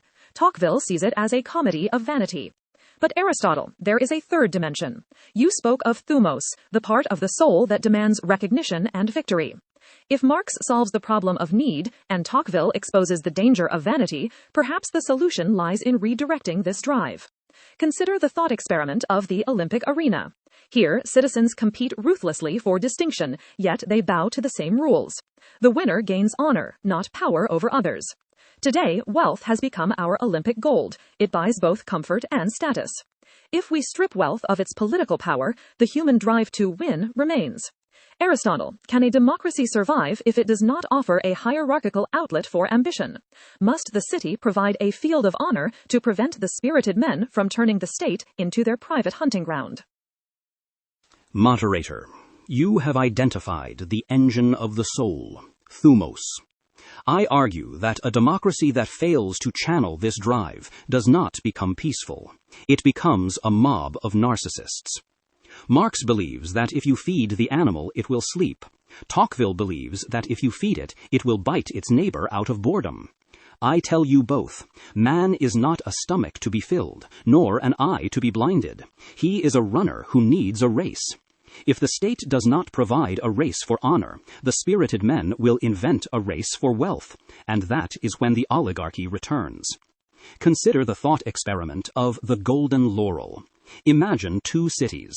In City A, the prize for the greatest citizen is a heavy bar of solid gold. In City B, the prize is a crown of withered olive leaves, worthless in the market, but symbolizing supreme virtue. In City A, the competition becomes a war. Because gold is finite and transferable, men will kill, cheat, and bribe to seize it. The winner takes from the loser. In City B, the competition becomes an agon. Because the olive crown has no material value, it cannot be hoarded or stolen. It can only be earned. The victory of one elevates the spirit of all. Marx wants to abolish the gold. Tocqueville fears the envy of those without the crown. But I say, you must keep the crown, but strip it of the gold. The fatal error of modern democracy is that it has allowed wealth to become the only metric of victory. This reveals a deeper principle. Inequality of merit is the only cure for the inequality of fortune. If you do not honor the good man for his virtue, the people will inevitably honor the rich man for his luxury. The field of honor you speak of is not a luxury. It is the immune system of the state. Unless we separate authority from power, giving honor to those who serve, and mere safety to those who trade, the giant of wealth will always buy the potter, for there is no other currency left in the city. Fascinating. Aristotle, you propose a hierarchy of virtue to cure the hierarchy of gold. Tocqueville, you fear that the democratic spirit detests any hierarchy, preferring equality in servitude to inequality in freedom. This reveals the paradox of excellence. Marx, you claim capitalism reduces men to interchangeable cogs, while communism allows the free development of each. But if Aristotle's great-souled man arises in your commune, not with money, but with superior talent or charisma, how does the community react? Consider the thought experiment of the tall poppy. In a field dedicated to perfect equality, the flower that grows highest is often cut, not because it is a weed, but because it insults the average. Marx, does your classless society abolish the superior man, or is it the only soil where he can truly bloom without crushing others? Moderator, your tall poppy is a scarecrow dressed in the clothes of a philosopher. You ask if the commune cuts off the head of the genius. I answer that capitalism has already beheaded him. You confuse individuality with privilege. In the bourgeois society, individuality is merely the right of the owner to exploit. For the worker, individuality is crushed by the machine, which demands he become a standard, replaceable part. The tall poppy you admire is often just a weed standing on a pile of manure, claiming his height is a virtue of his soul rather than a product of his soil. Consider the thought experiment of the man on stilts. Imagine a crowd where one man stands 10 feet tall, not because his legs are strong, but because he stands on a wooden platform carried by 50 sweating porters. He looks down and says, "Behold my natural superiority. If you remove my platform, you destroy excellence." If the porters set him down, he shrinks to the size of a dwarf. Have we cut the poppy? No, we have merely measured the man without his stilts. True distinction can only be measured when the artificial platforms of class are burned. Aristotle, you fear the superior man will be lost. I tell you, he is currently lost in the mines and factories. How many Raphaels have died in the coal pits? How many Aristotles have withered behind a spinning jenny? When we abolish the hierarchy of gold, we do not create a flat plane of mediocrity. We create a garden where the height of the flower depends on its own roots, not on the shadow it casts over others. The free development of each is not the enemy of excellence. It is the only soil in which the true aristocratic of talent can finally bloom. Fascinating. Marx, you argue that the revolution reveals the true giant, that by burning the stilts of privilege, we allow natural genius to rise. But Tocqueville, you harbor a darker suspicion. You fear that the democratic temper does not hate the stilts, it hates the height. This brings us to the tragedy of mediocrity. If Marx is right, the post-revolutionary world will be filled with Aristotles of the people. But if you are right, the people might stone these Aristotles precisely because they are superior. Consider the thought experiment of the verdict of the crowd. If a man arises who is naturally smarter, stronger, and more virtuous than his neighbors, but has no wealth to bribe them and no title to command them, does the crowd crown him or does it crush him? Tocqueville, does the democratic soul seek the best man to lead it, or does it seek a mirror that reflects its own face? Moderator, you touch the open nerve of the democratic age. You ask if the people seek the best man or a mirror. I answer with a melancholy truth observed in the forests of America and the salons of France. In a democracy, the people do not fear a tyrant, they fear a stranger. And the superior man, by definition, is a stranger to the crowd. Marx, you believe that if we burn the stilts of class privilege, the crowd will applaud the natural giant. You are tragically mistaken. When all stand on level ground, the man who is naturally taller becomes an insult to the species. In an aristocracy, inequality is seen as a law of nature. In a democracy, it is felt as a personal failure. Therefore, the crowd does not seek a leader who elevates them. They seek a leader who absolves them of their mediocrity. Consider the thought experiment of the surgeon and the confectioner. Imagine a city stricken with a slow-moving plague. Two candidates stand for election. Candidate A, the surgeon, speaks the truth. You are sick. I must amputate your vices, restrict your diet of easy pleasures, and force you to swallow the bitter medicine of discipline. Candidate B, the confectioner, smiles and says, You are not sick. You are merely misunderstood. Here is a sweet cake. The pain you feel is not disease, but the fault of your enemies. In a system where the patient is also the doctor, who wins? The surgeon is stoned for his arrogance. The confectioner is crowned for his empathy. This is why wealth becomes power. The giant of wealth does not conquer the people by fighting them. He conquers them by funding the confectioner. He buys the flattery that the virtuous man refuses to speak. This reveals a terrifying principle. The tyranny of the majority is not the rule of the strong over the weak. It is the rule of the average over the exceptional. Aristotle, you hope for a hierarchy of virtue, but the democratic soul hates the good man more than the rich man. The rich man can be taxed, his gold distributed. He is vulnerable. But the good man's virtue is intrinsic. It cannot be redistributed. His very existence is a silent judgment upon the crowd. Thus, the ballot box becomes a machine for filtering out excellence, ensuring that only those who are willing to worship the crowd or buy it can ever hold the reins. Fascinating. Marx, you view the people as victims of a system that hides the truth. You believe that once the blindfold of ideology is removed, they will recognize the true giant. But Tocqueville, you view the people as accomplices in their own deception. You argue that they choose the blindfold because the light of excellence hurts their eyes. This reveals the paradox of collective judgment. Marx bets on the wisdom of the liberated. Tocqueville fears the madness of the crowd. Aristotle, this brings us to your famous defense of the many. You argued that while individual citizens may be foolish, their collective judgment can be superior to the expert, just as a potluck feast is richer than a dinner cooked by a single chef. But Tocqueville warns that if the confectioner poisons the feast with sweet lies, the entire community sickens. In our time, wealth amplifies the confectioner's voice 1 billion times over through media screens. Consider the thought experiment of the amplified whisper. If one man whispers a lie, it dies. But if gold buys a megaphone that blasts the lie into every ear, does the wisdom of the multitude have a chance to function? Aristotle, does the summation of virtue you hoped for still work when the inputs are manipulated by the giant of wealth? Can the many distinguish the surgeon from the confectioner, or is the potluck destined to be poisoned? Moderator, you pierce the heart of my political theory with a fatal objection. I argued that the feast of the many is superior because each guest brings a distinct virtue to the table. But this assumes the guests are independent cooks, not customers of a single poisoned bakery.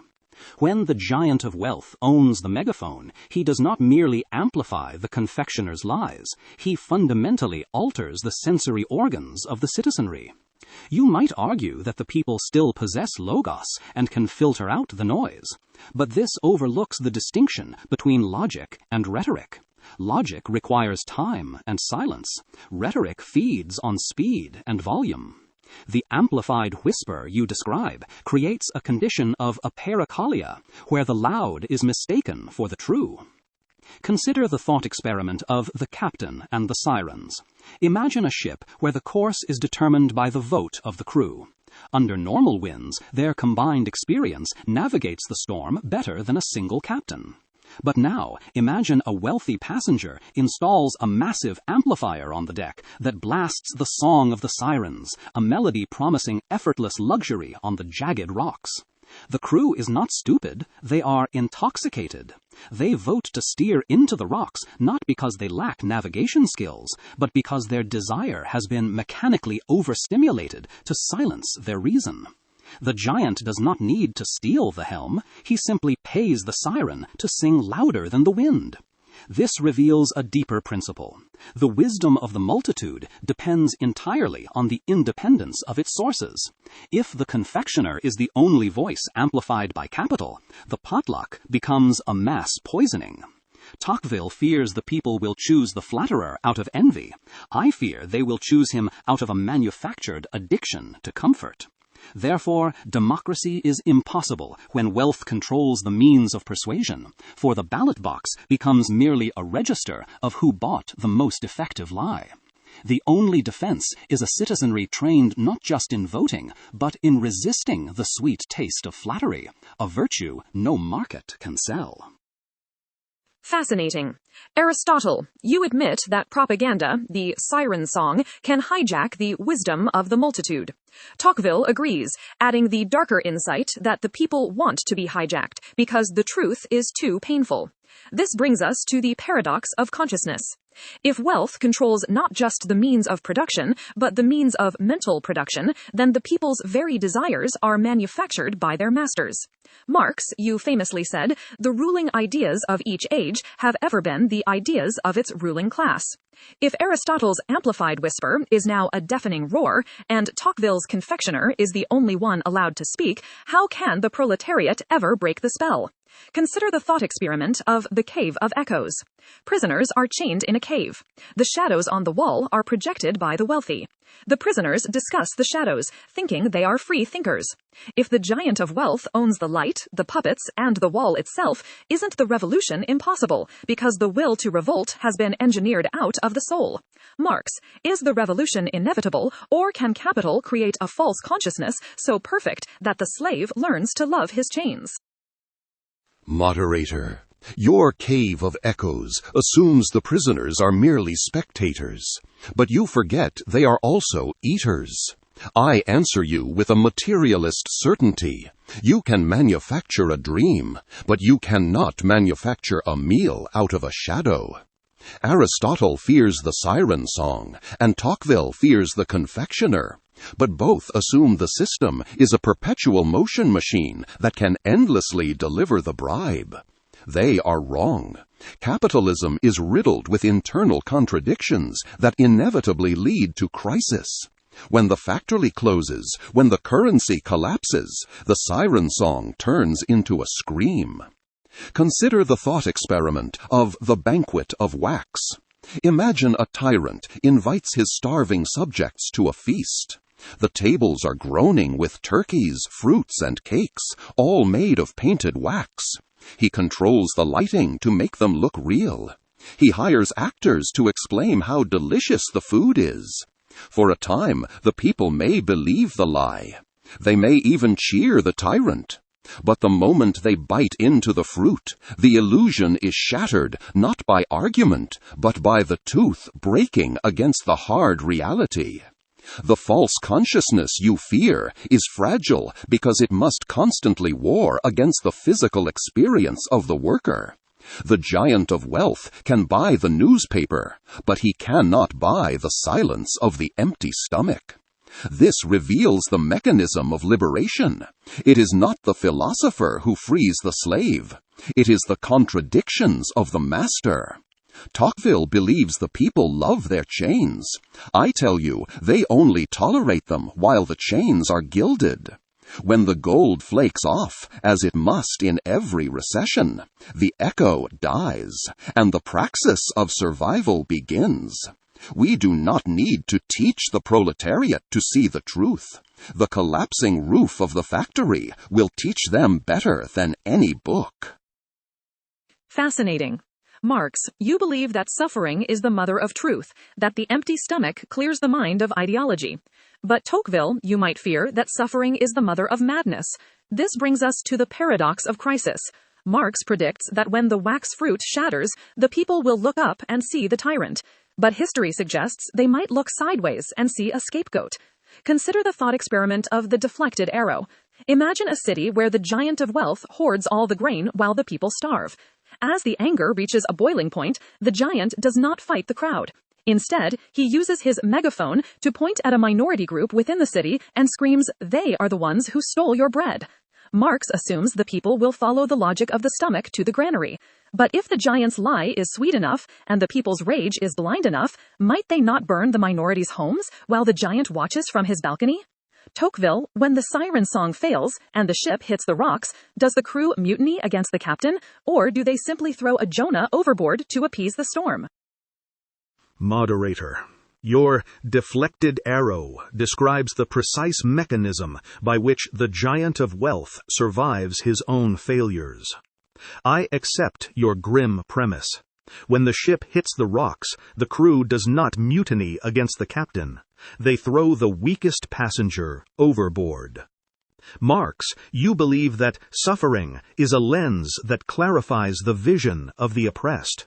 I tell you that suffering is a fog that breeds panic, not wisdom. You assume that the logic of the stomach leads inevitably to the granary of the master. But history shows that hunger makes men savage, not scientific. When the wax fruit shatters, the pain does not turn the citizen into a revolutionary. It turns him into a wounded animal seeking anything to bite. Consider the thought experiment of the leaking lifeboat. Imagine a boat commanded by a wealthy captain who has neglected to repair the hull to save money. The water begins to rise.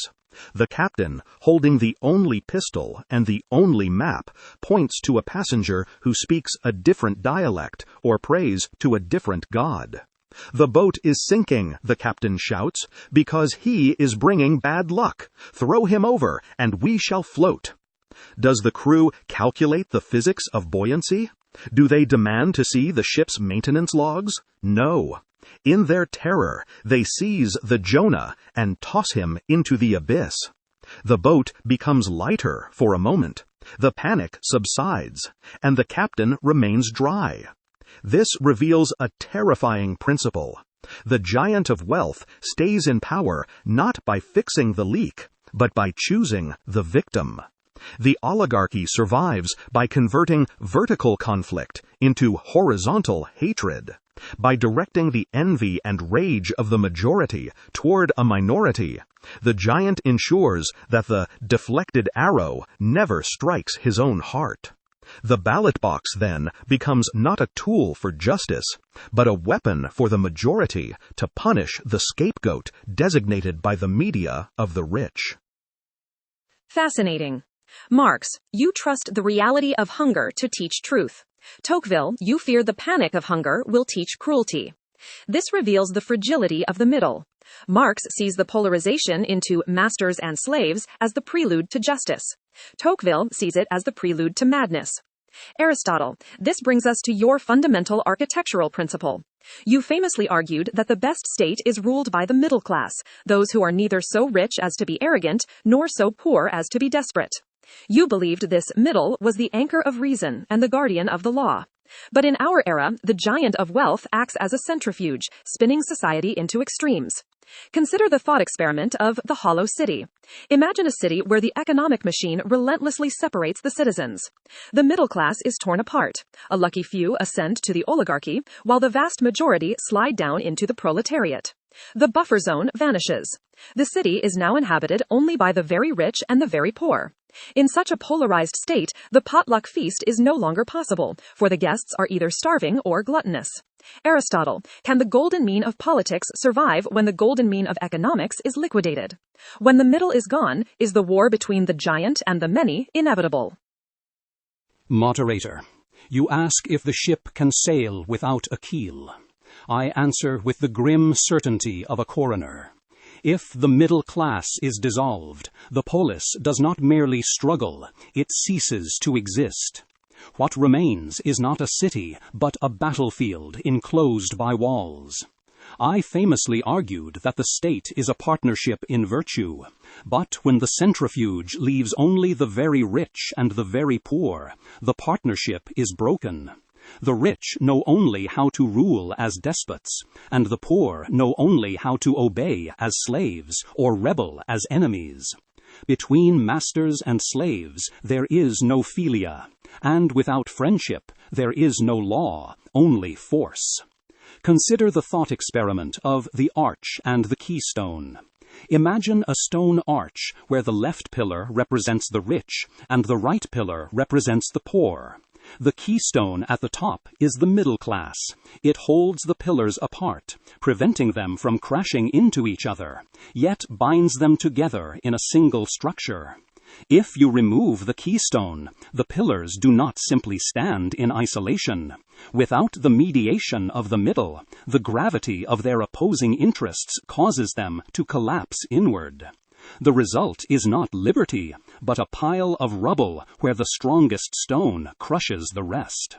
Marx believes this collapse is the birth of freedom. I tell you, it is the birth of tyranny. In a hollow city, the poor will support a demagogue who promises to plunder the rich, or the rich will hire a general to massacre the poor. This reveals a deeper principle. Justice is a geometric proportion, not an arithmetic equality. When the middle is gone, the scale cannot balance. You ask what citizens can do? I answer that we must treat the centrifuge as a threat to the regime's existence. The preservation of the politeia requires us to artificially reconstruct the keystone through laws that limit extreme wealth and uplift the destitute. We do not do this for charity, but because a city of beggars and billionaires is a ticking time bomb of stasis that will destroy them both. Fascinating. Aristotle, you prescribe politics to tame economics. You want to artificially reconstruct the keystone of the middle class. Marx would argue this is merely putting a bandage on a terminal cancer. But Tocqueville, you might fear that the bandage itself becomes a shackle. This reveals the paradox of the Leviathan. To crush the giant of wealth, the people must forge a weapon of equal weight, a powerful, centralized state capable of redistribution and regulation. Aristotle speaks from the polis, where the law was a shared community agreement. But in the modern nation-state, law often manifests as a vast bureaucracy. Consider the thought experiment of the tiger and the keeper. The citizens are terrified of the tiger. To protect themselves, they empower a keeper with a massive whip and iron bars. The keeper successfully tames the tiger, but now the citizens realize the keeper is the only one with a weapon, and he has no intention of leaving the room. In fighting the private tyranny of wealth, do we inevitably create the public tyranny of the state? Tocqueville, if we follow Aristotle's advice to use the state to equalize conditions, do we risk trading the oligarch for the schoolmaster, sliding into that soft despotism where the government provides for everyone but decides for everyone? Moderator, you have named the specific poison of the democratic age. We fear the tiger of oligarchy because he bites, but we should fear the keeper of the state because he sedates. You ask if we trade the oligarch for the schoolmaster. I answer that the schoolmaster is far more dangerous, for while the oligarch seeks to exploit your labor, the schoolmaster seeks to spare you the trouble of living. Aristotle, you wish to use the state to reconstruct the keystone, but you forget that a keystone placed by a crane is not the same as one held by the friction of the stones. When the government assumes the duty of the middle class, the citizens cease to be stones and become sand. Consider the thought experiment of the iron greenhouse. Imagine a gardener who fears that his plants will be damaged by the harsh wind of competition or the pests of monopoly. So he builds a greenhouse of thick iron glass. Inside, the climate is perfect. No plant ever dies of thirst. No pest ever enters. But because there is no wind to resist, the trees never grow deep roots. They become soft, pulpy, and weak. They are safe, yes, but they are no longer trees. They are merely potted vegetables. If the gardener ever dies, or if the glass breaks, the plants collapse under their own weight. This reveals the paradox of your remedy. By protecting the citizen from the giant, the state removes the very struggle that forms the citizen's character. The danger of the keeper is not that he is a tyrant like Nero. It is that he is a benevolent tutor. He provides for our security, supplies our needs, facilitates our pleasures, and directs our industry. He turns the nation into a flock of timid and industrious animals, of which the government is the shepherd. Marx, you believe the state is currently the tool of the bourgeoisie, and you wish to seize it. But I warn you, the machine of centralization has a soul of its own. Once you build the apparatus to crush the oligarchs, you will find that the apparatus remains long after the oligarchs are gone, pressing its weight upon the neck of the individual. Therefore, the only true defense against the tiger is not the keeper, but the pack. Citizens must learn the art of association. If they cannot stand alone against the giant, and if they must not call the keeper, they must learn to join hands voluntarily, to create unions, newspapers, and societies that are strong enough to resist the giant without becoming the state. If they lose this art, they will fall into that soft despotism where they are equal, fed, and totally enslaved. Fascinating. Tocqueville, you propose the art of association, the pack, as the third way between the tiger and the keeper. But Marx, you might view this as a romantic illusion in the face of monopoly power. This brings us to the paradox of leverage. Tocqueville believes the pack can negotiate with the giant through solidarity. Marx believes the giant owns the very ground the pack stands on. Consider the thought experiment of the union of lambs. Imagine the lambs form a perfect association to resist the wolf. They hold meetings, they publish newspapers, they link arms. But the wolf owns the pasture. He does not need to attack them, he simply locks the gate and waits. When winter comes, the union must either starve or submit. Unless the lambs seize the pasture, is their association merely a waiting room for the slaughter? Marx, can civil society truly resist capital, or must the pack inevitably become an army to seize the state, risking the very iron greenhouse Tocqueville fears? Moderator, your union of lambs exposes the pathetic futility of Tocqueville's liberalism. He believes that if the sheep bleat in unison, the wolf will become a vegetarian. But I tell you, political power is merely the organized power of one class for oppressing another. As long as the wolf owns the pasture, the association is not a shield. It is merely a committee for negotiating the terms of being eaten. Tocqueville fears that seizing the state creates an iron greenhouse, but he fails to see that the proletariat is already living in a cage, the cage of necessity. Consider the thought experiment of the rent collector's chessboard. Imagine a chess match between a grandmaster and a novice. The grandmaster has superior skill, solidarity, and strategy. He makes a move that guarantees a checkmate. But the novice owns the board. Just as the grandmaster reaches for the king, the novice simply tilts the table. The pieces slide off. The game is voided. Or he declares that the game will now be played in a different house. Tocqueville asks the players to respect the rules, but he forgets that property rights are the rules, and they were written by the owner of the board. You cannot checkmate a man who can legally burn the chessboard. This reveals the fundamental error of the third way. You cannot have civil society without economic sovereignty. Tocqueville's associations are allowed to exist only so long as they do not touch the profit margin. The moment they threaten the giant uses the state, the police, the courts, the army to crush them. I saw this in 1848. I saw it in the Paris Commune. Therefore, the pack must become an army, not because we desire the iron greenhouse, but because the tiger will not give up the key through polite conversation. We seize the state not to make it eternal, but to use it as a hammer to shatter the board of private property. Only then, when the pasture belongs to all, the state wither away, for a government of persons is replaced by the administration of things.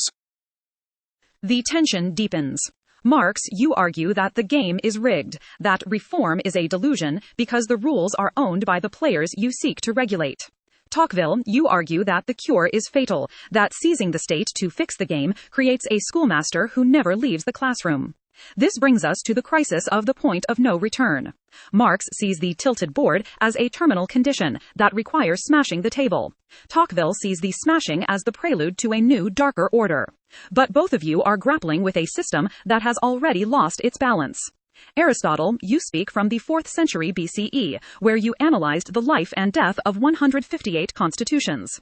You viewed revolution not as a glorious birth of history, but as a fever that kills the body politic. Yet you also admitted that regimes do die. Consider the thought experiment of the gangrenous limb. A patient suffers from a limb that has turned black with rot. The physician knows that amputation creates a wound that may never heal, risking death by shock or infection. But applying ointments to dead tissue is futile. The poison will inevitably reach the heart. Marx claims the limb is already dead and must be severed. Tocqueville fears the surgeon will become a butcher. Aristotle, in your observation of history, is it possible for a city to peacefully legislate its way out of extreme oligarchy? When the middle is dust and the laws are bought, does the golden mean still exist? Or has the time for philosophy passed and the time for the surgery begun? Moderator, you present us with a choice between the butcher's knife and the grave. I must reject this dichotomy with the precision of a physician. The gangrenous limb is not the existence of wealth, but its unchecked accumulation. History provides a third option between the rot of oligarchy and the shock of revolution. It is the radical cure of Solon. I argue that a city can indeed legislate its way out of catastrophe, but only if the lawgiver possesses the courage to wield the shaking of burdens. In my own history, Athens stood exactly where you describe. The few owned the land, and the many were debt slaves. Solon did not kill the rich, nor did he create a permanent bureaucracy. He simply cancelled the debts and rebalanced the constitution. He performed surgery on the ledger, not the throat. Marx objects that the law is merely the lion's will. This assumes the lion is a single, unified beast. But in reality, the oligarchs are rivals. A wise legislator uses the fear of the mob to force the rich to accept the shaking of burdens as the price of their survival. The gangrene is cured not by amputation, but by cupping, drawing the excess blood out through liturgies and redistribution, restoring the circulation of the body politic. This reveals a deeper principle. The preservation of the state sometimes requires the violation of property. When property becomes a weapon of war against the citizens, it ceases to be private right and becomes a public threat. Consider the thought experiment of the overweighted chariot. Imagine a chariot pulled by two horses, labor and capital. The capital horse has grown so large and gorged on grain that it is twice the size of labor. The chariot spins in circles, threatening to overturn. Marx shouts, "Kill the giant horse." But if you do, the chariot stops, and you cannot move the grain. Tocqueville whispers, "Let the driver hold the reins tighter." But soon the driver cares only for his own power, not the destination. My solution is distinct. Yoke the giant horse to a heavier load. We do not kill the strong horse. We force it to pull the heaviest weight. We impose liturgies, mandatory funding of festivals, navies, and public works upon the rich. We harness their ambition for the public good. We make their giantism a burden to them, not a threat to us.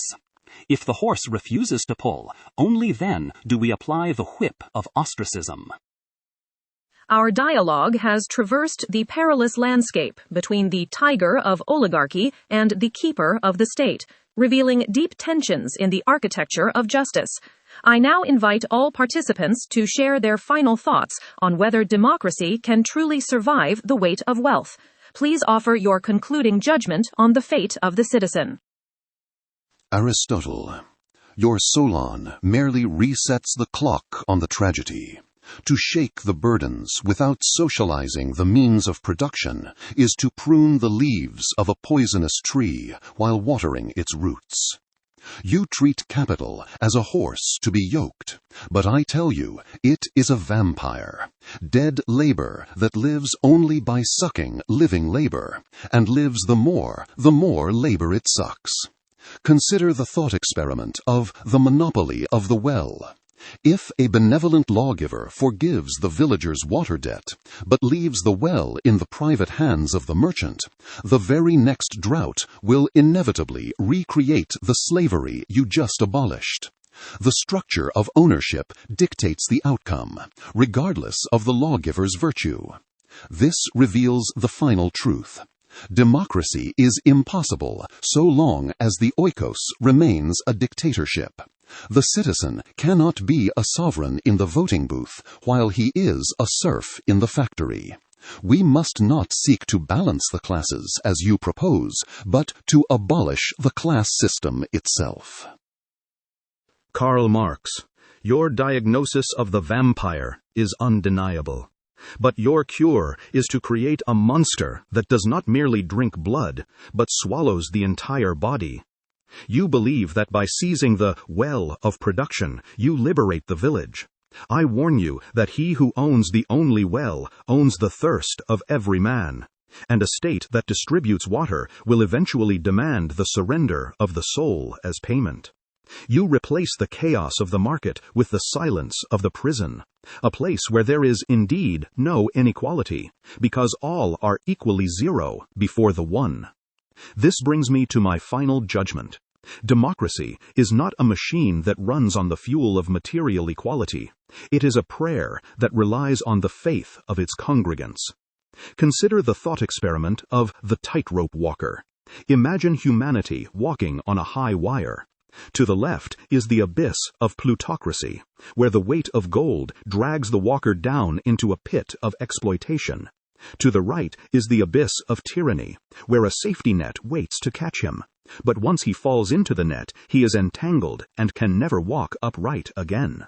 Marx shouts from the ground, "The wire is rigged, jump into the net." Aristotle shouts, "Balance the pole, use the law to shift the weight." I answer, the danger is the price of the dignity. We must not cut the wire, nor jump into the net. We must learn the terrifying art of balance. The art of association is the pole that keeps us upright. It is tiring, it is perilous, and it requires constant vigilance. Therefore, the citizen must realize that liberty is not a gift of the law, but a habit of the heart. If we allow the giant of wealth to buy the law, we fall to the left. If we beg the keeper to save us, we fall to the right. The only path is the difficult, narrow way of self-governance, where citizens join hands to resist both the baron and the bureaucrat. If they lose this moral energy, democracy does not die with a bang. It simply goes to sleep. I must offer a final judgment that navigates between the Scylla of Marx's vampire and the Charybdis of Tocqueville's schoolmaster. You both present a world where the human will is crushed, either by the iron laws of material history or by the soft suffocation of the administrative state. I reject this fatalism. The polis is not a machine to be oiled, nor a prison to be destroyed. It is a partnership in virtue, and its survival depends not on the elimination of wealth, but on its subordination to the good. Tocqueville, you rely on the tightrope walker's balance, but you forget that a walker cannot balance in a hurricane. Marx is correct that the storm of capital is too violent for the umbrella of voluntary associations. However, Marx, your solution to cut the wire and fall into the net of the state is a surrender of the very thing that makes us human, our capacity for moral choice. If the state makes all decisions, the citizen becomes a child. Consider the thought experiment of the lodestone and the compass. Imagine a ship trying to sail true north. However, a massive lodestone island sits to the east. Its magnetic pull is so strong that the ship's compass always points east, leading the crew to believe they are sailing straight, even as they crash into the rocks of oligarchy. Marx screams, "Blow up the island!" But the explosion creates a tidal wave that sinks the ship. Tocqueville advises, "Ignore the compass, teach the sailors to read the stars." But when the storm clouds of crisis gather, the stars are hidden, and the ship is lost. My solution is the art of the navigator. We install a countermagnet directly next to the compass. We do not destroy the island, for the city needs resources, nor do we trust the stars alone. We use the heavy weight of the middle class and the laws to create a counterforce that neutralizes the pull of the lodestone. We artificially correct the deviation so that the ship may sail north, using the tension between the magnets to hold the course. This reveals the ultimate truth. Democracy is possible, but it is not natural. It is an artificial achievement of high art. It requires a mixed constitution, where the many curb the insolence of the few, and the few temper the passions of the many. If we allow the giant of wealth to become the only force, we are lost. But if we create a leviathan to kill the giant, we are also lost. The only path is the rule of law, which must be sovereign over both the beggar and the billionaire. If the citizens cannot be taught to love the law more than they love gold, then the question is moot, for they are already slaves, and no revolution can free them. I have heard your closing remarks, traversing the spectrum from Marx's demand for economic sovereignty to Tocqueville's defense of civic liberty and Aristotle's architectural balance of the middle class. Your dialogue demonstrates that the preservation of democracy against oligarchy requires not just a choice of systems, but a perpetual, active struggle to align power with the common good. Thank you all for sharing your invaluable wisdom through this passionate discussion. This concludes today's discourse.